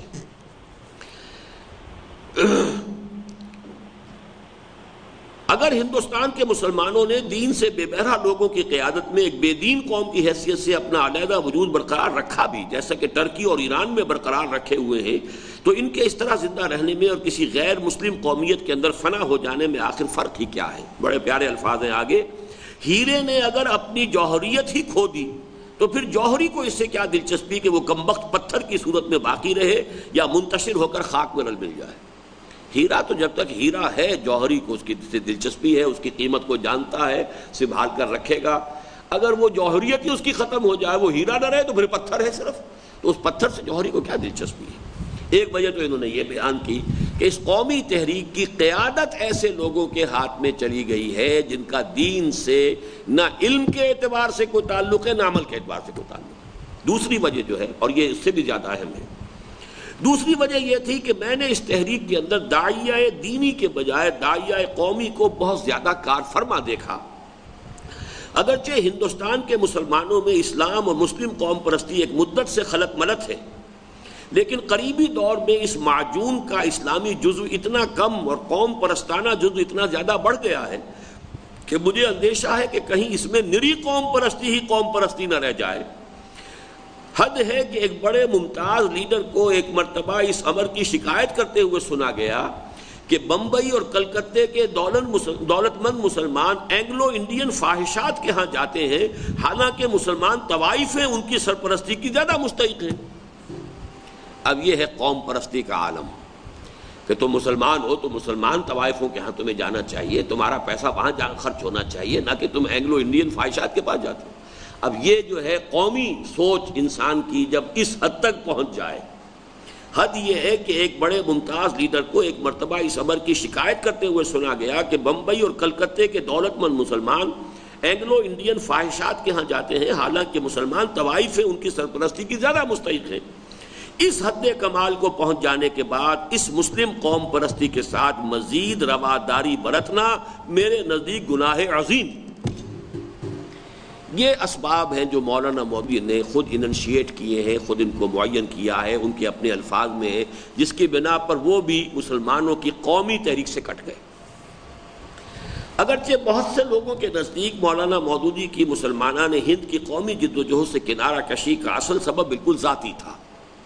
یعنی اگر قیادت ان کے ہاتھ میں آ جاتی، یہ بات اگر کوئی کہتا بھی ہے تو اس اعتبار سے غلط بھی نہیں ہے کہ اگر قیادت ان کے ہاتھ میں ہوتی تو یہ تو بہرحال دین کے جاننے والے بھی تھے، دین کا علم رکھنے والے بھی تھے، دین پر عمل بھی، اس کے شاعر پر بھی عامل تھے، اس لحاظ سے وہ بنیادی سبب ہی ختم ہو جاتا۔ لیکن یہ کہ اس کو کچھ لوگوں نے ان کی نیت پر حملہ کرتے ہوئے یہ کہا ہے کہ یہ صرف ایک پرسنالٹی کانفلکٹ تھا، اور ان کے اندر جو یہ احساس پیدا ہوا کہ قیادت کسی اور کے پاس چلی گئی، انہوں نے جو مسلمانوں کے قومی جذبات کی ترجمانی کی تھی، اس امید میں کی تھی کہ وہ مجھے اپنا قائد اعظم بنا لیں گے، مجھے اپنا لیڈر بنا لیں گے، لیکن جب ان کے بجائے کسی اور کو چن لیا تو ان کے اندر کوئی حسد کی بات پیدا ہو گئی، یا یہ چیز، یہ چونکہ میں نیچے دے رہا ہوں اس کا حوالہ، سلیری صاحب انہی کے الفاظ نیچے آ رہے ہیں۔ اگرچہ بہت سے لوگوں کے نزدیک مولانا مودودی کی مسلمانان ہند کی قومی جد و جہد سے کنارہ کشی کا اصل سبب بالکل ذاتی تھا، چنانچہ ان کی ترجمانی کرتے ہوئے متذکرہ صدر کالم نویس صاحب زید سلیری صاحب تحریر فرماتے ہیں، مولانا نے تحریک پاکستان سے اپنی کنارہ کشی کا کبھی کوئی سبب بیان نہیں فرمایا۔ یہاں میں نے بریکٹ میں سوالیہ نشان لگایا ہے کہ یہ تو سوال پیدا ہوتا ہے کہ مولانا نے تو کیا ہے۔ میں نے خود جو ہے ان کے اس دباچے سے وہ الفاظ نقل کر دیے ہیں کہ اس قومی تحریک سے میں ان دو وجوہات کی بنیاد پر علیحدہ ہو رہا ہوں، تو یا تو یہ جہالت ہے، لا علمی ہے، اور یا تجاہل عارفانہ ہے کہ ایک مسئلے کو انسان زیر بحث نہیں لانا چاہتا، اس کے خلاف کوئی آرگومنٹ دے گا تو ظاہر بات ہے کہ لوگ دیکھیں گے کہ آرگومنٹ قوی بھی ہے کہ نہیں، وزنی بھی ہے کہ نہیں، تو یہ ہو سکتا ہے کہ لوگوں کی لا علمی سے فائدہ اٹھاتے ہیں۔ اس لیے یہاں صرف سوالیہ نشان میں نے لگا دیا ہے کہ یہ کویسچنیبل ہے، یہ بات جو انہوں نے کہی ہے کہ مولانا نے تحریک پاکستان سے اپنی کنارہ کشی کا کبھی کوئی سبب بیان نہیں کیا، لیکن اس کی وجہ بہرحال تھی۔ اب یہ ہے سلیری صاحب کے اپنے رائے میں، اپنے تجزیے میں، اور بعدنا تعمل جو بات معلوم ہو جاتی ہے وہ یہ ہے کہ مولانا نے مسلمانوں کی جداگانہ قومیت کا پرچار اس امید میں کیا تھا کہ وہ اپنی قیادت انہی کو سونپ دیں گے، لیکن جب یہ واضح ہو گیا کہ مسلمانوں نے جس شخص کی صدا پر کان دھرا وہ بجائے ان کے قائد اعظم تھے، تو انہوں نے اس پورے نقشہ کار ہی کو تج دیا، گویا مولانا مودودی کی غداری کا اصل سبب خالص ذاتی تھا۔ یہ رائے ہے ان کی، میں نے اس کے اوپر جو اپنی رائے دی ہے وہ پڑھ لیجئے، لیکن اس وقت ہم اس بحث میں الجھنے کو صحیح لا حاصل سمجھتے ہیں، بلکہ ہمارے نزدیک مولانا نے 47-41 میں مسلمانان ہند کی قومی تحریک سے کٹ کر اپنے لیے جو کام تجویز کیا، یعنی قومی سطح سے بلند اور گروہی مفادات سے بالا ہو کر خالصتاً اللہ کے دین کی دعوت اور تبلیغ و اشاعت، اور وہ بھی خالص علمی و فکری انداز میں، وہ یقیناً قومی جد و جہد کے مقابلے میں بہت اعلیٰ اور عرفہ تھا۔ یہ میری رائے اس وقت بھی تھی اور اب بھی تھی کہ اگرچہ میرے خیال میں جو آگے ہم دیکھیں گے کچھ اقتباسات کے مولانا مودودی نے قومی تحریک پر جو تنقیدیں پھر کی ہیں، یہ تو سن 40 یہ ابھی میں نے 39 کے آپ کو اقتباسات سنائے ہیں، اس کے بعد جب یہ تحریک بڑھی اور مولانا نے سن 41 میں جماعت اسلامی قائم کر لی، اب دو جماعتوں کا جو ہے نظام کا، ان کی سوچ کا، ان کے پروگرام کا، ان کے نقطہ نظر کا، ان کے نظریات کا تصادم ظاہر باتیں ہوتا ہے جب ایک ہی معاشرے میں دو چیزیں چل رہی ہوں۔ اگرچہ مین کرنٹ مسلم لیگ کا تھا، لیکن ایک چھوٹی سی سمجھ لیجیے لہر جو ہے وہ جماعت اسلامی کی بھی تھی، تب اس میں تصادم تو ہوتا ہے۔ اس تصادم کے ضمن میں جو مولانا کے تبصرے آئے ہیں وہ میرے نزدیک زیادہ تلخ ہیں، جیسے کہ میں نے کل مانا تھا کہ میرے اپنے تبصرے جو ہیں مولانا مودودی پر اس کتاب میں وہ بھی تلخ ہیں۔ وہ بات میں نرم انداز میں بھی کہہ سکتا تھا کہ بات وہی ہو لیکن الفاظ جو ہیں وہ نرم استعمال کیے جائیں۔ ایک طریقہ یہ ہوتا ہے کہ بات بھی اور ہو بھی الفاظ بھی سخت ہو، تو اب یہ چیز جو ہے جو میں نے کی غلطی، میرے نزدیک وہی غلطی مولانا مودودی نے کی تھی اس دور میں مسلم لیگ کی تحریک کے بارے میں۔ لیکن یہ اپنی جگہ پر میرا موقف ہے کہ مولانا نے قومی موومنٹ سے کٹ کر جو کام اپنے لیے رکھا، ایک اصولی اسلامی دعوت غیر مسلموں کو بھی اور مسلمانوں کو بھی، غیر مسلموں کو دعوت کہ وہ اسلام لے آئیں، اسلام کو قبول کریں، مسلمانوں کو دعوت کہ جس اسلام کا دعویٰ کرتے ہیں اس پر عمل کریں، اس کی پیروی کریں، اس کو اختیار کریں، عملاً اس تہذیب اور تمدن کو باقاعدہ اختیار کریں۔ پھر یہ کہ ان لوگوں کو جمع کر کے ایک حکومت الہیہ کا ایک نظام دنیا میں دوبارہ قائم کیا جائے، اور وہی پھر دارالاسلام جو ہے وہ خلافت کا نظام قائم ہوا۔ یہ کام یقیناً قومی جد و جہد کے مقابلے میں بہت اعلیٰ تھا، عرفہ تھا، بہت اونچا تھا۔ اگرچہ قومی جد و جہد میں مسلمانوں کا حصہ لینا بھی کوئی حرام کام نہیں تھا، اپنی دنیا کے معاملات کے لیے، اپنے سیاسی حقوق کے لیے وہ بھی کوئی حرام کام نہیں تھا، لیکن یہ کہ درجے ہیں، ایک کام جو ہے وہ جائز ہے اور ایک کام اس سے اوپر ہے کہ جو بہت ہی پسندیدہ ہے، بہت ہی مستحسن ہے، ایک کام اس سے اوپر ہے جو فرض کے درجے میں ہے، جس پر نہ کیا جائے تو گویا کہ انسان کی گرفت ہو جائے گی، محاسبہ ہو جائے گا۔ تو یہ درجے تو ہوں گے۔ پھر نوٹ کر لیجئے، بلکہ ہمارے نزدیک مولانا نے 47-41 میں مسلمانان ہند کی قومی تحریک سے کٹ کر اپنے لیے جو کام تجویز کیا، یعنی قومی سطح سے بلند اور گروہی مفادات سے بالا ہو کر خالصتاً اللہ کے دین کی دعوت و تبلیغ اور اشاعت، اور وہ بھی خالص علمی و فکری انداز میں، وہ یقیناً قومی جد و جہد کے مقابلے میں بہت اعلیٰ و عرفہ تھا۔ تاہم قومی جد و جہد کے نقطہ نظر سے مولانا مودودی کے رخ کی یہ تبدیلی سخت نقصان دہ ثابت ہوئی،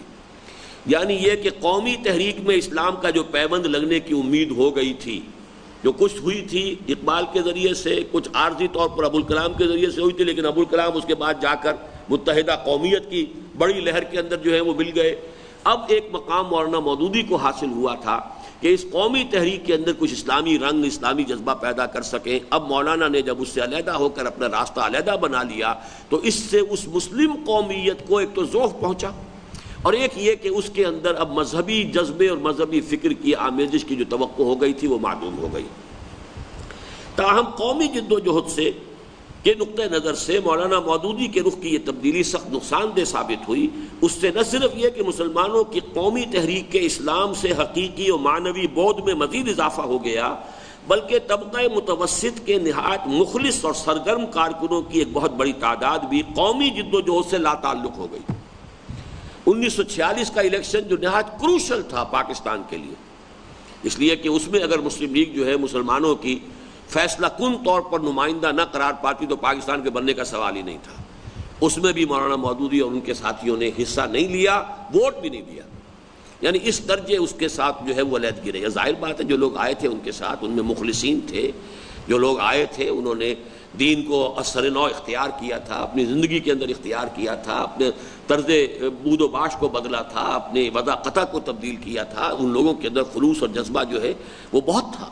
وہ میری کتاب جو ہے تحریک جماعت اسلامی، ایک تحقیقی مطالعہ، اس کے جو ایک حصہ ہے کہ جو دور اول سے بحث کرتا ہے، اس کا مطالعہ آپ بھی کیجئے، تو وہ ایک بڑی عظیم تحریک تھی، اس میں کوئی شک نہیں۔ لیکن یہ کہ ہر چیز کا ایک ہے اینگل آف ویو ہے، دینی اعتبار سے وہ کام بہت وقیح ہو رہا تھا، لیکن قومی اعتبار سے نقصان دہ ہوا، قومی جد و جہد کے ذوف کا سبب بنا ہے۔ اگر جمعیت علماء ہند اور مولانا ابوالکلام آزاد اور مولانا مودودی یہ بھی اگر یہ سوچنے کے درجے میں، اگرچہ یہ ہمیں منع بھی کیا گیا ہے ان کلمۃ اللہ تفتح عمل الشیطان، تو اب یہ کہ اس وقت یوں ہو جاتا تو یوں ہو جاتا یہ نہیں کہنا چاہیے، لیکن اپنی بات واضح کرنے کے لیے کہہ رہا ہوں کہ اگر اس وقت یہ قوتیں بھی مسلم لیگ کے جھنڈے تلے ہوتی تو پاکستان کی تحریک بہت زیادہ قوی ہوتی اور بہت بڑا پاکستان، زیادہ مستحکم پاکستان وجود میں آتا، ان دونوں صوبوں کی تقسیم بھی نہ ہوتی، اور اس کے بعد جو ہے یہ یعنی اس کی امید جو ہے بہت بلند ہوتی۔ لیکن یہ کہ بہرحال مسلم لیگ نے تنہا اس کام کو کیا، احرار ان کے مخالف، خاکسار ان کے مخالف، جماعت اسلامی ان کے مخالف، جمعیت علماء ہند کی بہت بڑی طاقت ان کے مخالف، نیشنلسٹ علماء اور جو کانگریس کے اندر کارکن تھے وہ ان کے مخالف۔ تو یہ جو تحریک تھی بہرحال اگر ان تمام عناصر نے بھی مسلمان قوم نے یکجہتی کے ساتھ یہ کام کیا ہوتا تو وہ تحریک زیادہ مضبوط ہوتی اور زیادہ بڑے اور وسیع حلقے میں پاکستان جو ہے وہ قائم ہوا ہوتا۔ یہ کشمیر کا مسئلہ بھی پیدا نہیں ہو سکتا تھا، اس لیے کہ یہ تو پنجاب کی تقسیم سے پیدا ہوا ہے، پنجاب کی تقسیم، اور اس کے بعد باؤنڈری کمیشن نے غلط فیصلہ دے کر اور کشمیر کو وہ راستہ دے دیا کہ جس سے ہندوستان کا تعلق جو ہے کشمیر کے ساتھ قائم ہو گیا، ورنہ یہ گرداسپور کا ضلع جو ہے اور جس سے راستہ گزرتا ہوا جاتا ہے، اگر یہ نہ ہوتا بھارت میں تو اس کا سوال ہی پیدا نہیں ہوتا کہ کشمیر کا راجہ کبھی سوچ بھی سکتا کہ وہ ہندوستان میں شامل ہو سکتا ہے۔ بہرحال 41 سے 47 تک کا عرصہ ہندوستانی سیاست میں حالات و واقعات کی انتہائی تیز رفتاری کا دور ہے، 6 برس۔ دوسری جنگ عالمگیر کے بعد ایک طرف خود انگریز نے محسوس کر لیا کہ وہ اب زیادہ دیر تک ہندوستان میں اپنا تسلط برقرار نہ رکھ سکیں گے. اب یہ بھی بڑے اہم فیکٹرز ہیں، ان کو سمجھنا چاہیے. آزادی ہند جو ہے اور انگریز کا یہاں سے جانا، آیا یہ آزادی کی تحریک نے آزادی حاصل کی ہے یا اس میں کچھ خارجی عناصر زیادہ ان کا اثر ہے؟ اس کو اچھی طرح نوٹ کر لینا چاہیے. میرے نزدیک آزادی ہند کی تحریک، چاہے وہ کانگریس کی تھی چاہے مسلم لیگ کی تھی، یہ ہرگز اس قابل ابھی نہیں تھے کہ ہندوستان سے انگریز کو نکالتے تھے. اصل سبب کیا ہوا ہے؟ دوسری جنگ عظیم کے بعد یہ برطانیہ کی سلطنت اتنی کمزور ہو گئی کہ وہ اپنے اتنے آؤٹ لائنگ ایریاز کو کنٹرول کرنا اس کے لیے ممکن نہیں رہا. بہت پھیلا ہوا علاقہ جو ہے، جس سلطنت کے اوپر کبھی سورج غروب نہیں ہوتا تھا، کہاں سے کہاں تک، اس سب کو کنٹرول کرنے کے لیے بھی کوئی طاقت درکار ہوتی ہے. دوسری جنگ عظیم کے دوران جو بھرکس نکلا ہے برطانیہ کا، اب اسے ریکنسٹرکشن کر کے خود اپنے پاؤں پر کھڑے ہونے کے لیے وقت درکار تھا. کجا یہ کہ اتنے آؤٹ لائنگ اور اتنے دور کے دراز کے علاقوں کو جو ہے وہ کنٹرول کر سکے. تو انہوں نے محسوس کر لیا تھا کہ ہم یہ کنٹرول اب زیادہ دیر تک برقرار نہیں رکھ سکتے. دوسری بات جو یہاں نہیں آئی ہے وہ اہم تر ہے کہ سیکنڈ ورلڈ وار سے پہلے امریکہ نان اینٹی تھا، اس کی دنیا میں کوئی حیثیت ہی نہیں تھی. دنیا میں سب سے بڑی طاقت برطانیہ کی تھی. امریکہ تو اپنے ایک خول میں بند تھا. ایک وہ یوں سمجھیے گلوب کے بالکل دوسری طرف ایک ملک ہے، بہت بڑا خطہ زمین ہے، وہ اپنے ہی خول میں ہے، اپنے علاقے میں ہے، ایک ڈیولپمنٹ کر رہا ہے. اس کو ابھرا ہے آ کر دوسری جنگ عظیم میں، اس کے بھی آخری دور میں،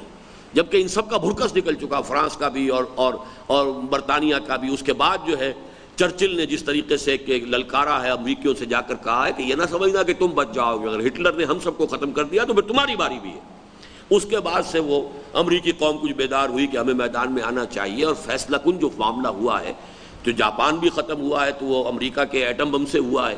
اور اسی طریقے سے جرمنی کا بھی اگر بھرکس نکلا ہے تو وہ امریکہ کے ذریعے سے نکلا ہے. تو اس وجہ سے دوسری جنگ عظیم کے بعد ورلڈ سین پر ایک نئی طاقت ابھر کر آئی ہے، وہ امریکہ کی تھی، اور اس میں آزادی کی پشت پناہی کا جذبہ موجود تھا. یہ کولونیلزم جو ہے، کیونکہ ان کے تو کوئی مقبوضات کہیں تھے ہی نہیں، وہ تو اپنے ہی ملک کے اندر، ایک بہت بڑا ملک ہے بلکہ ایک بر اعظم ہے، اس کے اندر پورے مگن تھے، انہوں نے کہیں باہر جا کر کوئی فتوحات کی نہیں. تو یہ جو تھی کہ دنیا میں دوسری قوموں کو، دوسرے ملکوں کو، کوئی اور قومیں، کوئی اور ملک جو ہے اپنا باج گزار بنائیں یا اپنے ان کا محکوم بنا لیں. یہ جو امریکن قوم کے اندر ایک فریڈم کا اور ایک ان کے لیے حقوق انسانی کا جو ایک تصور موجود تھا، اور وہ اس وقت بہت گہرا تھا، اس کے حوالے سے ان کی سپورٹ تھی اصل میں، جس کی وجہ سے جب امریکن جو ہے نامہ نگار آنے شروع ہوئے اور یہاں کی جو بھی جد و جہد ہو رہی تھی کانگریس کی، اس کو ہائی لائٹ کیا گیا امریکن پریس میں، اور وہ فوٹوگرافرز نے تصویریں شائع کی ہیں، تو دنیا کی تاریخ میں یوں سمجھیے کہ اس کا سب سے پہلا جو سب سے بڑا اہم نتیجہ نکلا وہ ہندوستان کی آزادی ہے. یہ دو فیکٹرز تھے جس کی وجہ سے ہندوستان آزاد ہوا. دوسری جنگ عالمگیر کے بعد ایک طرف خود انگریزوں نے یہ محسوس کر لیا کہ وہ اب زیادہ دیر تک ہندوستان پر اپنا تسلط برقرار نہ رکھ سکیں گے. دوسری طرف انڈین نیشنل کانگریس کے جھنڈے تلے ہندوؤں اور نیشنلسٹ مسلمانوں نے جد و جہد آزادی کو تیزتر کر دیا، اور تیسری طرف مسلمانان ہند کا سواد اعظم مسلم لیگ کے جھنڈے تلے حصول پاکستان کی جد و جہد میں مشغول ہو گیا. یہ تین فیکٹرز ہیں 41 to 47 6 ایئرز کے معاملے میں، یہ تین جو ہیں اس کے اہم ترین نکات ہیں. اس جد و جہد کے آخری زمانے میں بہت اہم نقطہ اب آ رہا ہے، توجہ سے پڑھیے. جبکہ مسلم لیگ کو اس بات کی ضرورت محسوس ہوئی کہ وہ اپنی اس حیثیت کو بالکل واضح اور مبرہن کر دے کہ وہ اسلامیان ہند کی واحد نمائندہ جماعت ہے اور پوری مسلمان قوم یکسوئی کے ساتھ اس کے جھنڈے تلے جمع ہے. کانگریس کا موقف یہ تھا کہ ہم نیشنل پارٹی ہیں، ہمارے اندر ہندو بھی ہیں، مسلمان بھی ہیں، ہم سیکٹیرین پارٹی نہیں ہے. مسلم لیگ سیکٹیرین پارٹی ہے، اور یہ مسلمانوں کی واحد نمائندہ جماعت ہونے کی حیثیت سے یہ نیگوشیٹ کرنے کی پوزیشن میں نہیں ہے. جبکہ ہمارے ہاں اتنے مسلمان ہیں، اتنے مسلمان قائدین ہمارے ساتھ ہیں، جمعیت علماء ہند ہمارے ساتھ ہے، تو مسلمانوں کی طرف سے اسپوکس مین کی حیثیت سے مسلم لیگ کو حق حاصل نہیں ہے کہ وہ مسلمانوں کی نمائندگی کا دعویٰ کر کے کھڑی ہو جائے.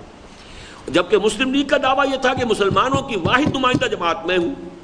اب اس کو ثابت کرنے کے لیے جب تک کہ الیکشن میں اوور ویلمنگ میجورٹی جو ہے مسلمانوں کی مسلم لیگ کے کینڈیڈیٹس کو ووٹ نہ دے، وہ کیسے ثابت ہوگا کہ یہ در حقیقت مسلمانوں کی واحد نمائندہ جماعت ہے. تو مسلم لیگ کو اپنا مقدمہ لڑنے کے لیے جس چیز کی ضرورت تھی وہ یہ تھی کہ وہ اسلامیان ہند کی واحد نمائندہ جماعت ہے اور پوری مسلمان قوم یکسوئی کے ساتھ اس کے جھنڈے تلے جمع ہے، تو اس کے لیے اس کے سوا کوئی اور چارہ کار نہ تھا کہ وہ مسلمانان ہند کے دینی جذبات کو اپیل کرتی اور اسلام سے ان کی محبت اور دلی تعلق کو کام میں لاتی۔ چنانچہ یہی وہ زمانہ ہے جس میں پورا ہندوستان، پاکستان کا مطلب کیا، لا الہ الا اللہ کے نعروں سے گونج اٹھا، اور اسلامی حکومت، اسلام کے اصول مساوات و اخوت، اسلام کا نظام عدل اجتماعی، اسلامی تہذیب و تمدن، اسلامی قانون و دستور کی اصطلاحات کا استعمال مسلم لیگ کے رہنماؤں کی تقریروں میں عام ہو گیا۔ یہ اس زمانے میں قائد اعظم کی تقاریر، ان کے سٹیٹمنٹس، ان کے انٹرویوز، پوچھا گیا پاکستان کا دستور کیا ہوگا، ہمارا دستور 1400 برس پہلے سے طے ہے، قرآن ہمارا دستور ہوگا۔ اب یہ جذبات، اور ہم چاہتے ہیں کہ عہد حاضر میں اسلام کے اصول حریت و اخوت و مساوات کا ایک نمونہ دنیا کے سامنے پیش کریں، اسے لائٹ ہاؤس بنا دیں پوری دنیا کے لیے۔ وہ جو ہدایت ہمارے پاس ہے محمد رسول اللہ صلی اللہ علیہ وسلم کی امانت کی حیثیت سے، پھر ہماری تہذیب ہے، ہمارا قانون ہے، ہمارا اب یہ ساری چیزیں جو ہے، اسلام کا نظام عدل اجتماعی، ان سب کا مسلم لیگ کے لیڈروں میں، چاہے وہ خود سیکولر ذہن کے لوگ تھے، چاہے وہ غیر مذہبی تھے، پریکٹسنگ مسلمان نہیں تھے، چاہے نماز بھی نہیں پڑھتے تھے، لیکن اس کے بغیر بنتی نہیں ہے، بادہ و ساغر کہے بغیر مسلمانوں کو کیسے اپیل کریں، مسلمانوں کو کیسے ووٹ دینے کے لیے، جبکہ کانگریس یہ کرتی تھی کہ مسلمان کو ووٹ دے کر کھڑا کر دیتی تھی مسلم لیگ کے مقابلے۔ مسلم لیگ کا نمائندہ بھی مسلمان ہے، کانگریس کا نمائندہ بھی مسلمان ہے، اب کیجیے کیا کریں گے آپ، وہ بھی مسلمان، یہ بھی مسلمان۔ تو جب تک کہ اس چیز کو واضح نہ کر دیا جائے کہ مسلم لیگ اسلام کے احیاء کی علمبردار ہے، جبکہ کانگریس تو ظاہر بات ہے اسلام کی احیاء کی علمبردار تو نہیں تھی، وہ تو آزادی کی تو جدوجہد کی جو ہے علمبردار تھی، لیکن اسلام کا احیاء یہ تو کانگریس کا کبھی بھی مقصد نہیں ہو سکتا تھا۔ تو مسلم لیگ اگر احیائی تحریک کی شکل اختیار نہ کرتی، کم سے کم اپنے سلوگنز کے اعتبار سے، اپنے نعروں کے اعتبار سے، تو پھر کانگریس کے مسلمان کینڈیڈیٹ اور مسلم لیگ کے مسلمان نمائندے کے درمیان فرق کیا تھا؟ وہ بھی مسلمان ہے، یہ بھی مسلمان ہے، بلکہ جمعیت علماء کا مسلمان آتا تھا، وہ داڑھی والا ہوتا تھا، اس کی حیثیت جو ہے زیادہ مسلم ہوتی تھی مذہبی۔ مسلم لیگ کا نمائندہ جو آ رہا ہے وہ کلین شیو ہے، وہ کوئی نواب زادہ ہے یا کوئی کہیں کا زمیندار ہے، کوئی بڑا فیوڈل لارڈ ہے، وہ اکثر و بیشتر اس طرح کے لوگ تھے۔ اس لیے یہ ناگزیر وقتی ضرورت تھی کہ مسلمانوں کے مذہبی جذبے سے اپیل کیا جائے اور مسلم لیگ کو اب ایک اسلام کی احیاء کی جماعت بنا دیا جائے کہ اس کے پیش نظر اسلام کا احیاء ہے۔ یہ بالکل وہی بات ہے جو تقریباً 30 برس بعد دوبارہ پاکستان میں آئی، کہ شروع ہوئی تھی PNA، پاکستان نیشنل الائنس۔ اس میں مذہب کا کوئی سروکار نہیں تھا، کوئی تعلق نہیں، نام میں بھی اس کا ذکر نہیں۔ پھر اس کی قیادت میں آپ کو معلوم ہے ولی خان صاحب بھی تھے، اور ایئر مارشل اصغر خان صاحب بھی تھے، اور پیر پگاڑا صاحب بھی تھے، اور سبھی تھے۔ پھر یہ کہ دیوبندی بھی تھے اور بریلوی بھی تھے، سبھی تھے، خالص سیکولر مزاج کے لوگ بھی تھے۔ لیکن جب آیا قربانی کا وقت تو اب اسے نظام مصطفیٰ کی تحریک بنانا پڑا، ورنہ یہ کہ مسلمان کیسے قربانی دے گا، کیسے آگے آ کر جو ہے وہ سینہ کھول کر گولی کھا لے گا، ناممکن ہے۔ تو بالکل اسی طریقے سے جیسے PNA کنورٹ ہوئی نظام مصطفیٰ تحریک میں کہ اب مسلمانوں کے مذہبی جذبات کو اپیل کرنے کے لیے اس نظام مصطفیٰ کا نعرہ لگے، بالکل اسی طرح اس دور میں مسلم لیگ اس نے اپنا جو کردار بنایا وہ اسلام کے احیاء کا نعرہ لے کر میدان میں آئی۔ گویا اس دور میں تحریک مسلم لیگ مسلمانوں کے صرف قومی مفادات کے محافظ ہی نہیں بلکہ دین کے ساتھ ان کی محبت اور اسلام کے ساتھ ان کے قلبی تعلق کا مظہر بھی بن گئی۔ اب یہ چیز بھی آ کر مسلم لیگ میں شامل ہو گئی کہ مسلمانوں کی جو مذہب سے جو جذباتی محبت ہے وہ بھی گویا کہ اس کو بھی اب وہ زبان جو عطا کی ہے اس کو بھی جو ترجمانی کر رہی ہے وہ مسلم لیگ کر رہی ہے۔ چنانچہ پوری قوم مجتمع ہو کر اس کے جھنڈے تلے جمع ہو گئی اور خود مذہبی طبقات میں سے بھی کچھ لوگ اس کی امداد کے لیے میدان میں نکل آئے۔ مثلا مولانا تھانوی رحمۃ اللہ علیہ کے یہ دو شاگرد، مولانا شبیر احمد عثمانی رحمۃ اللہ علیہ، مولانا ظفر احمد عثمانی رحمۃ اللہ علیہ، انہوں نے ایسٹ پاکستان میں جا کر بے پناہ کام کیا، انہوں نے ویسٹ پاکستان میں خاص طور پہ سرحد میں جا کر کام کیا مولانا عثمانی صاحب نے۔ پھر مختلف پیر حضرات، پیر جماعت علی شاہ صاحب بھی آ گئے اور پیر مانکی شریف بھی آ گئے، اور ایسٹ پاکستان کا بھی جو مشائخ کا حلقہ تھا وہ آ گیا۔ یہ سب کے سب لوگ اس لیے آ گئے کہ اب اسلام کا نام ہے، بھائی ہمیں اسلام قائم کرنا ہے، اسلامی تہذیب کا احیاء کرنا ہے، اسلامی حکومت بنانی ہے، اسلام کا نظام لانا ہے، تو اب ظاہر بات ہے کہ اس میں یہ لوگ بھی شامل ہو گئے۔ تاہم یہ واضح رہنا چاہیے، دس از مائی کمنٹ، کہ یہ تحریک مسلم لیگ کا وہ دور تھا جس میں کسی تحریک کے واقعی نظریات اور حقیقی افکار کے بجائے خوش آئند جذبات اور نیک خواہشات کی عملداری ہوتی ہے، جس کے لیے ایک لفظ نیچے استعمال کیا گیا ہے، یعنی رومانویت، رومانٹسزم۔ یہ مذہبی رومانویت تھی، مذہب کا نام جس طریقے سے اچھل رہا تھا اور جیسے نعرہ لگایا جا رہا تھا اس کا حقیقت سے تعلق نہیں تھا۔ نعرہ لگانے والا جو ہے وہ خود نماز نہیں پڑھتا، نعرے لگانے والے کا اسلام سے کوئی تعلق نہیں، مسلم لیگ کا صدر ہے اور شراب کا ٹھیکہ چلا رہا ہے یا جو اور کر رہا ہے، یہ سب کچھ کام جو ہے ہو رہے تھے، تو اسلام سے عملی تعلق کچھ نہیں۔ لیکن یہ کہ وہ رومانٹسزم جو ہے کہ اسلام کا احیاء اور اسلامی نظام اور اسلام کا پاکستان کا مطلب کیا، لا الہ الا اللہ، تو یہ جو ہے نیک خواہشات کی عملداری ہوتی ہے۔ اس دور کی کہی سنی باتوں پر کسی مستحکم تعمیر کا خیال باندھنا ایک بچگانہ خواہش سے زیادہ کچھ نہیں ہوتی۔ اگر آپ سمجھیں گے کہ اس کی بنیاد پر کوئی تعمیر ہو سکتی، تعمیر نہیں ہو، جو جیسا کہ نہیں ہو سکی، وفاق میں نہیں ہو سکی، پاکستان بن گیا، اسلام نہیں آیا۔ خود مولانا مودودی اس دور میں قومی زندگی کے مجدھار سے دور بیٹھے عمرانیات کے ان اٹل اصولوں کا درس دیتے رہے کہ اب یہ جو اقتباسات آ رہے ہیں یہ بہت اہم ہے مولانا مودودی کی اس دور کی تحریروں میں سے، جو سن 41 سے سن 47 تک کی 6 سال کی دوران کی ہیں، اور انہیں میں 100% درست سمجھتا ہوں، سوائے اس کے کہ اس کے اندر تلخی کا رنگ زیادہ ہے، لیکن اسلام کا جو آئیڈیالوجیکل اصولی موقف ہے اس کے اعتبار سے یہ نہایت قیمتی نظریات اور خیالات ہیں جو مولانا مودودی نے اس دور میں ظاہر کیے۔ حکومت خواہ کسی نوعیت کی ہو مصنوعی طریقے سے نہیں بنا کرتی، وہ کوئی ایسی چیز نہیں ہے کہ کہیں وہ بن کر تیار ہو اور اسے پھر اسے ادھر سے لا کر کسی اور جگہ جما دیا جائے۔ اس کی پیدائش تو ایک سوسائٹی کے اخلاقی، نفسیاتی، تمدنی اور تاریخی اسباب کے تعامل سے طبعی طور پر ہوتی ہے۔ اس کے کچھ ابتدائی لوازم، کچھ اجتماعی محرکات، کچھ فطری مقتضیات ہوتے ہیں جن کے فراہم ہونے اور زور کرنے سے یہ وجود میں آتی ہے۔ اس خام خیالی کیا تھی؟ یعنی یہ امید کہ پاکستان ایک اسلامک اسٹیٹ ہوگا۔ اس خام خیالی کی تمام تر وجہ یہ ہے کہ بعض سیاسی اور تاریخی اسباب سے کسی ایسی چیز کی خواہش تو پیدا ہو گئی ہے جس کا نام اسلامی حکومت ہو، مگر خالص علمی طریقے پر نہ تو یہ سمجھنے کی کوشش کی گئی کہ اس حکومت کی نوعیت کیا ہے، اور نہ یہ جاننے کی کوشش کی گئی کہ وہ کیوں کر قائم ہوا کرتی ہے۔ بعض لوگ یہ خیال ظاہر کرتے ہیں کہ ایک دفعہ غیر اسلامی طرز ہی کا صحیح مسلمانوں کا قومی اسٹیٹ قائم تو ہو جائے، پھر رفتہ رفتہ تعلیم و تربیت اور اخلاقی اصلاح کے ذریعے سے اس کو اسلامی اسٹیٹ میں تبدیل کیا جا سکتا ہے۔ مگر میں نے تاریخ، سیاسیات اور اجتماعیات کا جب تھوڑا بہت مطالعہ کیا ہے اس کی بنا پر میں اس کو ناممکن سمجھتا ہوں۔ اب اس میں ہے شدت، ناممکن تو نہیں ہے، اس لیے کہ اسلامک اسٹیٹ اگر قومی اسٹیٹ قائم ہو جائے، یوں آپ کہہ سکتے ہیں کہ اس سے کوئی ہمیں آسانی حاصل نہیں ہوگی۔ ایک غیر اسلامی ملک کے اندر اسلامی قوم، اسلامی ریاست قائم کرنے کی جد و جہد،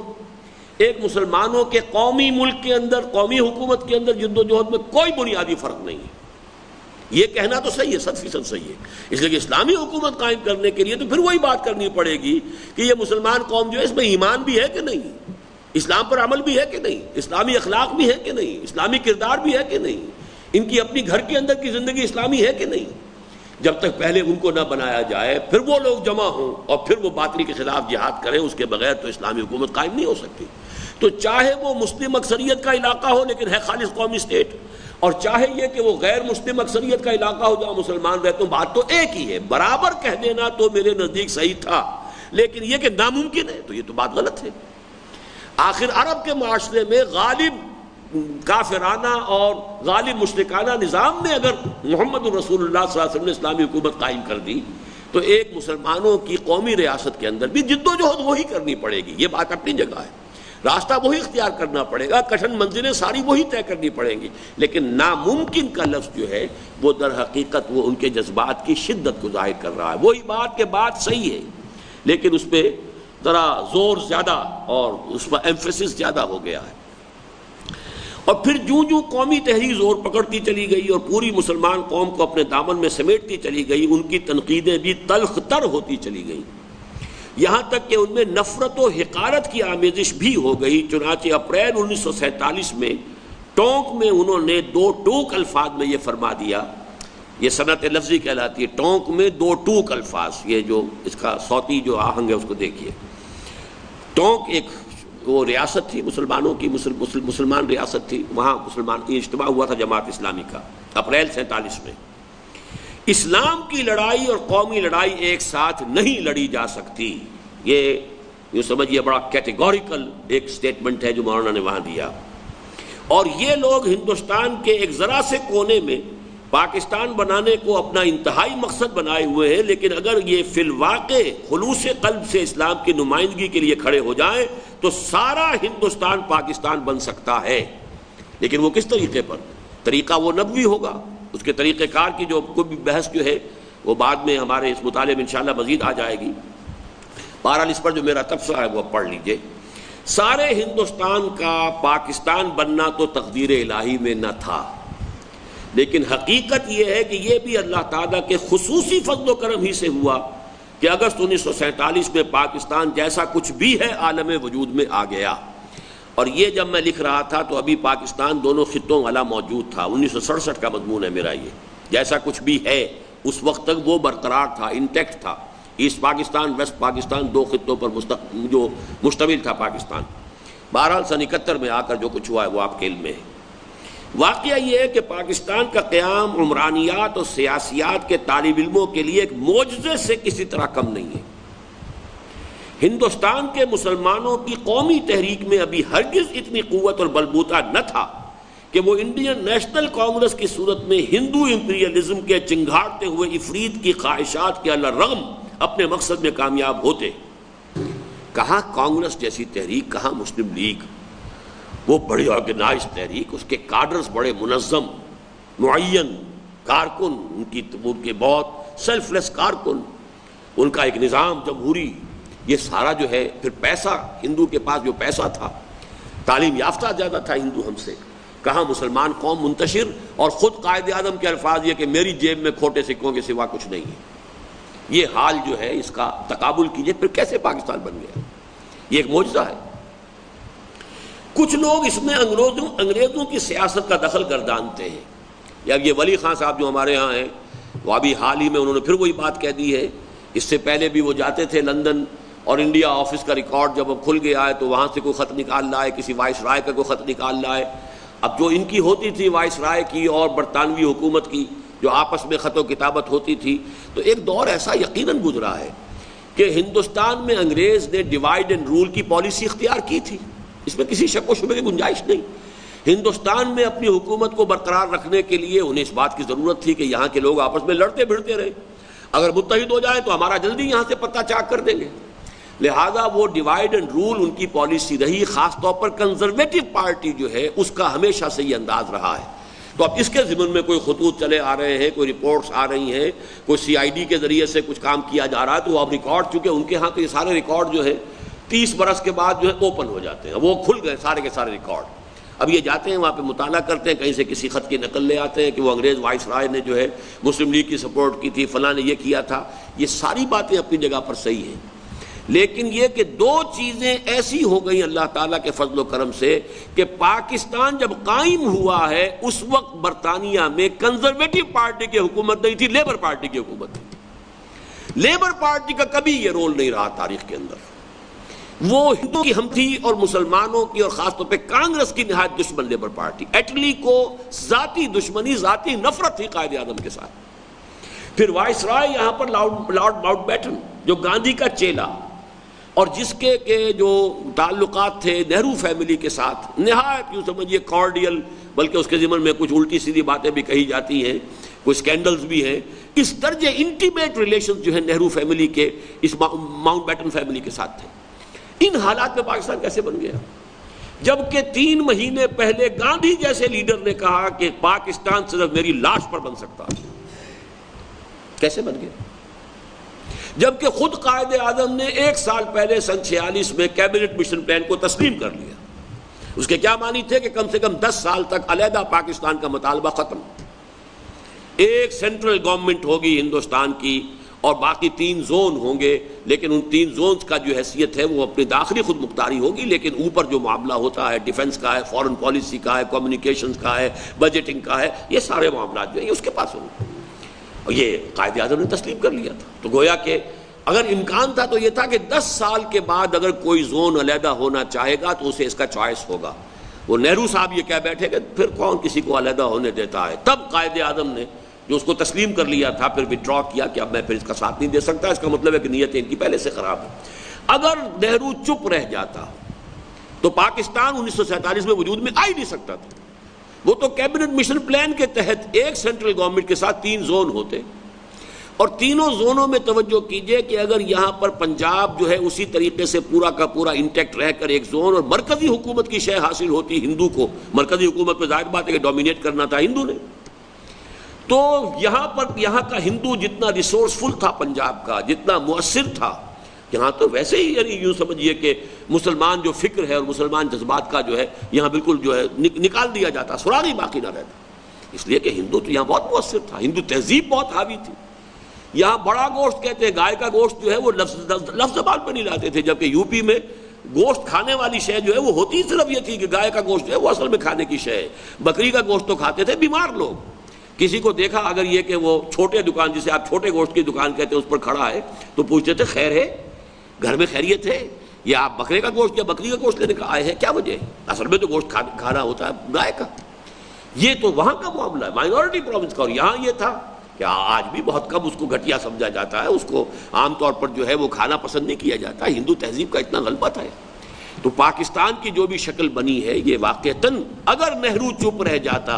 تو نہ صرف یہ کہ اس وقت پاکستان قائم نہیں ہو سکتا تھا، بلکہ 100% صحیح بات اس نے کہہ دی تھی کہ ایک دفعہ قائم ہو جائے تو پھر کون علیحدہ ہونے دیتا، اور یہ صحیح بات تھی۔ ایک سینٹرل گورنمنٹ جو ہے، جیسا کہ آپ کو معلوم ہے آپ کے ہاں بلوچستان پر 2 مرتبہ بمبارڈمنٹ ہوئی ہے، بلوچستان کے اندر سیسیشنسٹ جو ہے رجحانات موجود رہے، ہمیشہ رہے، یہ لوگ تو پاکستان میں شریک ہونے کو بھی تیار نہیں تھے، ان کی اکثریت جو ہے ان بلوچ سرداروں کی، لیکن بہرحال وہ جیسا بھی ہوا اللہ تعالیٰ نے کیا ہے۔ پاکستان کا واقعہ یہ کہ پاکستان کا وجود میں آنا ایک معجزے سے کم نہیں، واقعہ یہ ہے کہ پاکستان کا قیام عمرانیات اور سیاسیات کے طالب علموں کے لیے ایک معجزے سے کسی طرح کم نہیں ہے۔ اس پر میں نے بڑی تفصیل سے بحث کی استحکام پاکستان نامی کتاب میں۔ ہندوستان کے مسلمانوں کی قومی تحریک میں ابھی ہرگز اتنی قوت اور بلبوتا نہ تھا کہ وہ انڈین نیشنل کانگریس کی صورت میں ہندو امپیریلزم کے چنگھاڑتے ہوئے عفریت کی خواہشات کے اللہ رغم اپنے مقصد میں کامیاب ہوتے۔ کچھ لوگ اس میں انگریزوں کی سیاست کا دخل گردانتے ہیں، لیکن کبھی ابتدائی دور میں چاہے تحریک مسلم لیگ پر کسی انگریز گورنر جنرل یا وائس رائے کی نظر کرم رہی ہو، یہ بات بالکل ظاہر و باہر ہے کہ آزادی ہند سے متصلاً قبل اور خصوصاً برطانیہ میں لیبر پارٹی کے برسر اقتدار آ جانے کے بعد انگریزی حکومت کا رویہ مسلم لیگ کے ساتھ واضح طور پر معاندانہ رہا، اور ہندوستان کے آخری انگریز وائس رائے لارڈ ماؤنٹ بیٹن کے بارے میں تو سب کو معلوم ہے کہ وہ کانگریس کے اعلانیہ طرفدار اور مسلم لیگ کے سخت مخالف تھے۔ بنا بری اگر یہ کہا جائے کہ پاکستان کا قیام اللہ تعالیٰ کی ایک ایسی مشیت تھی جو ہندوؤں اور انگریزوں کی متفقہ مخالفت کے الرغم پوری ہوئی، تو اس میں ہرگز کوئی مبالغہ نہیں۔ نہ انگریز چاہتا تھا کہ ڈیوائیڈ ہو انڈیا اس وقت، اس سے پہلے کے لوگوں کے خیالات جو بھی رہے ہوں، وہ تو اپنی حکومت قائم رکھنے کے لیے مسلمانوں کو، ہندوؤں کو، سکھوں کو آپس میں لڑانا، یہ ان کی پالیسی تھی، ڈیوائیڈ اینڈ رول۔ لیکن یہاں سے جانے کی صورت میں اس کے ٹکڑے انگریز ہرگز نہیں چاہتے، کوئی سراغ نہیں ہے کہ ان کی یہ خواہش تھی، لیکن ان کی اس خواہش کے الرغم وہ چاہتے تھے متحدہ ہندوستان ہو۔ اور ہندو کا تو جو آپ کو معلوم ہے ظاہر بات ہے کہ تصور تھا ہی ہے کہ وہ تو اس کے لیے تو گویا کہ گو ماتا کی حیثیت ہے اس کی، بھارت ماتا جو ہے اتنی ہی مقدس جتنی کہ گائے، اور اس کے ٹکڑے کر دینا جو ہے گاندھی نے جیسے کہا تھا میری لاش پر ہوگا۔ اور یہ بھی آپ کے شاید علم میں ہو کہ جب آخر کار کانگریس نے گھٹنے ٹیک دیے، اور یہ تھوڑا سا لطیفے کے انداز کی بات ہے کہ جب انٹرنگ گورنمنٹ بنی ہے تو ہندوؤں نے جان بوجھ کر جو وزارت مالیات ہے، فائننس منسٹری، وہ مسلمانوں کو دی کہ یہ مسلموں کو حساب کتاب تو آتا نہیں ہے، یہ مار کھا جائیں گے، نہیں چلا سکیں گے، اپنی ہار مان لیں گے۔ لیاقت علی خان جو ہے فائننس منسٹر، مسلموں کو اللہ تعالیٰ نے 2 آدمی ایسے دے دیے، بیوروکریٹس تھے،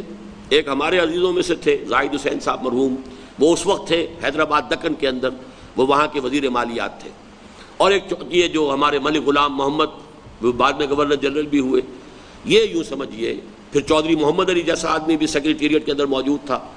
انہوں نے لے کر اور اس طریقے سے اس کو چلایا ہے اور بجٹ پیش کیا ہے کہ ہندو دنگ رہ گئے.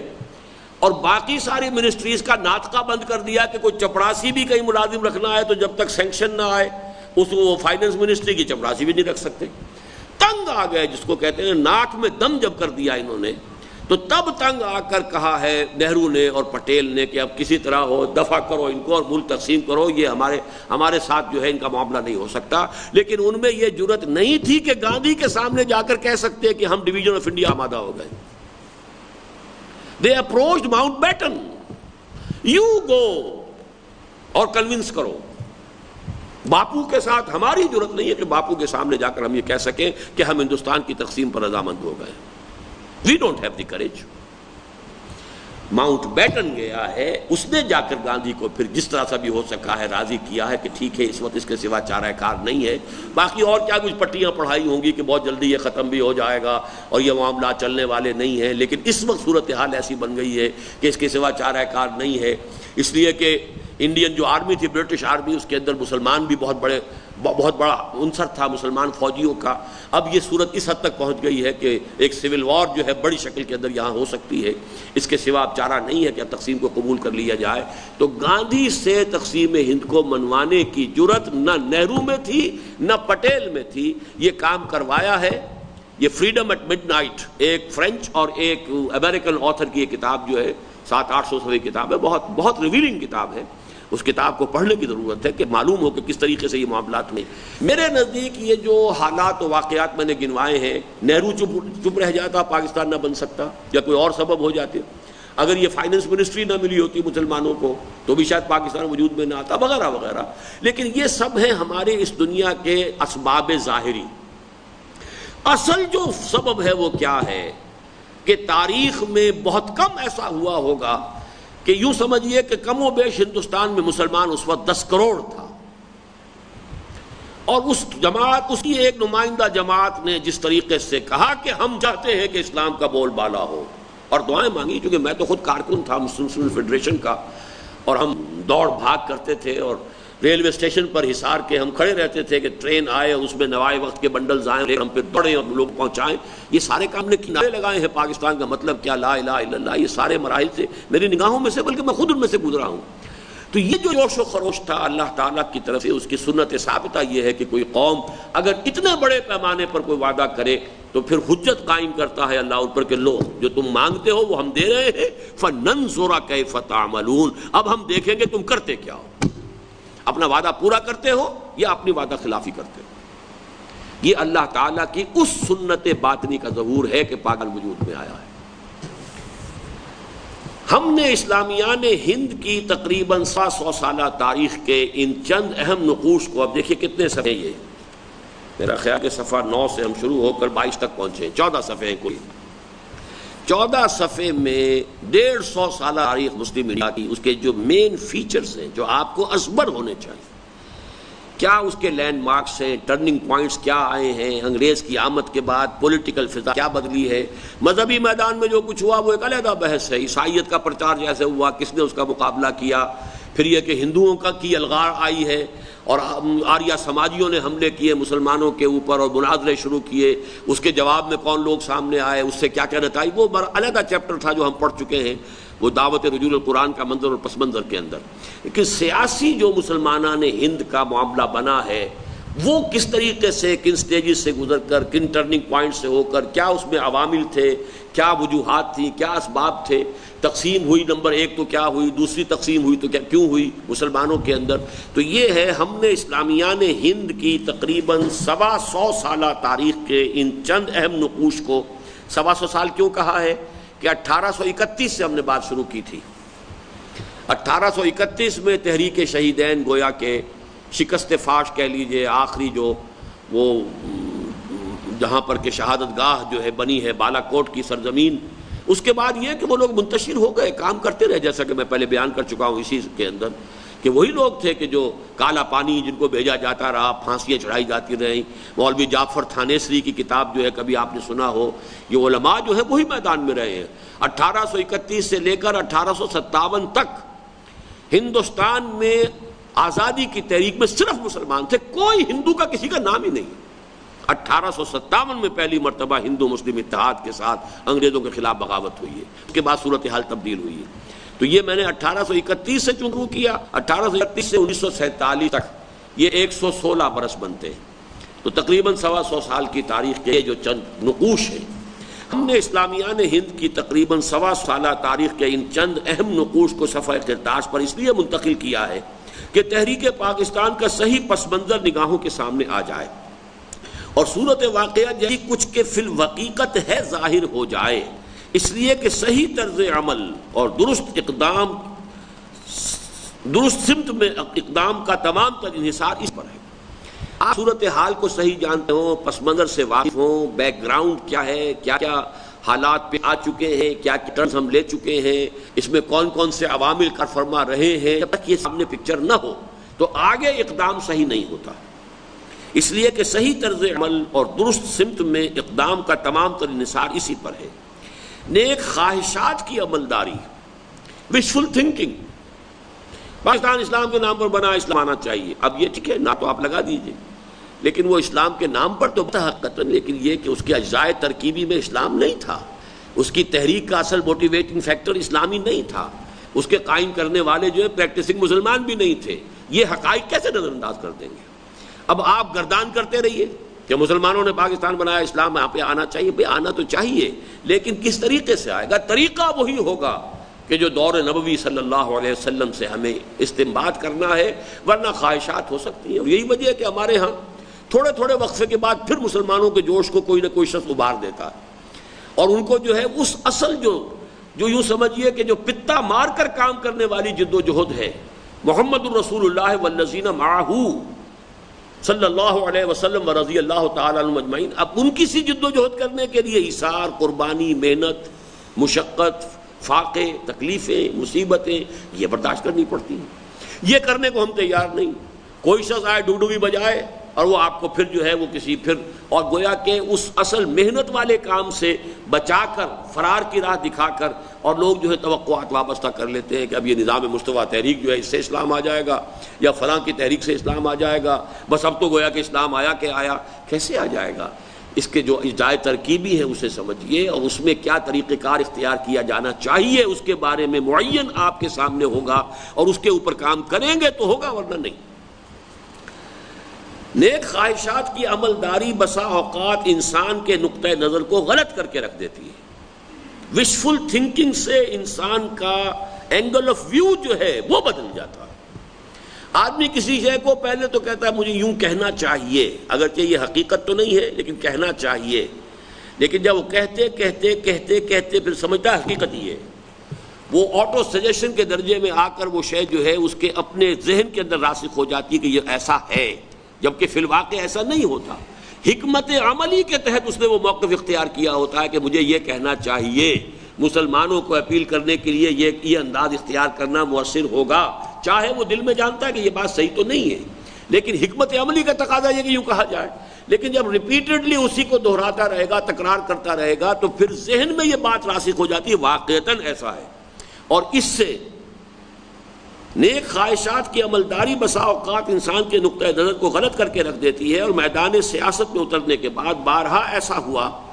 کہ ایک غلط موقف جو ابتدا میں محض حکمت عملی کے تحت اختیار کیا جاتا ہے، بعد میں جماعتوں اور تحریکوں کے اپنے نقطہ نظر میں مستقل طور پر ایسی کجی پیدا کرنے کا سبب بن جاتا ہے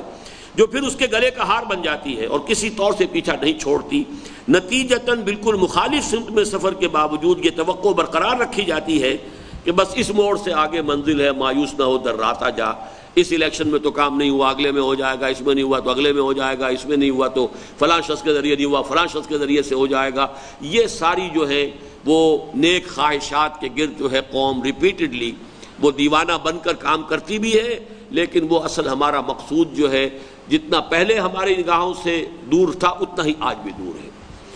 آئندہ صحبت میں انشاءاللہ تعالی ہم قیام پاکستان کے بعد کے 20 سالوں کا جائزہ اسی نقطہ نظر سے لیں گے، اس لیے کہ یہ سن 67 کی تحریر ہے، 47 میں پاکستان قائم ہوا، تو ان 20 سالوں کے دوران کیا ہوا، مذہبی طبقات کا طرز عمل کیا ہونا چاہیے تھا، کیا ہوا، کیا غلط حکمت عملی یہاں اختیار کی گئی، اور جو کہ پہلے تو صرف اس کو ایک پریکٹیکل وزڈم طور پر اختیار کیا گیا، ہوتے ہوتے وہی ذہن میں راسخ ہو کر اور ایک حقیقت کا درجہ جو ہے روپ اختیار کر گئی۔ پھر ہمارے نزدیک اسلام اور پاکستان دونوں کے ساتھ خلوص اور خیر خواہی کا تعلق رکھنے والے لوگوں کو جو طرز عمل اختیار کرنا چاہیے اسے بیان کریں گے۔ وما توفیقی الا باللہ العلی العظیم۔ اب آج کا معاملہ تو ہم یہاں ختم کر رہے ہیں۔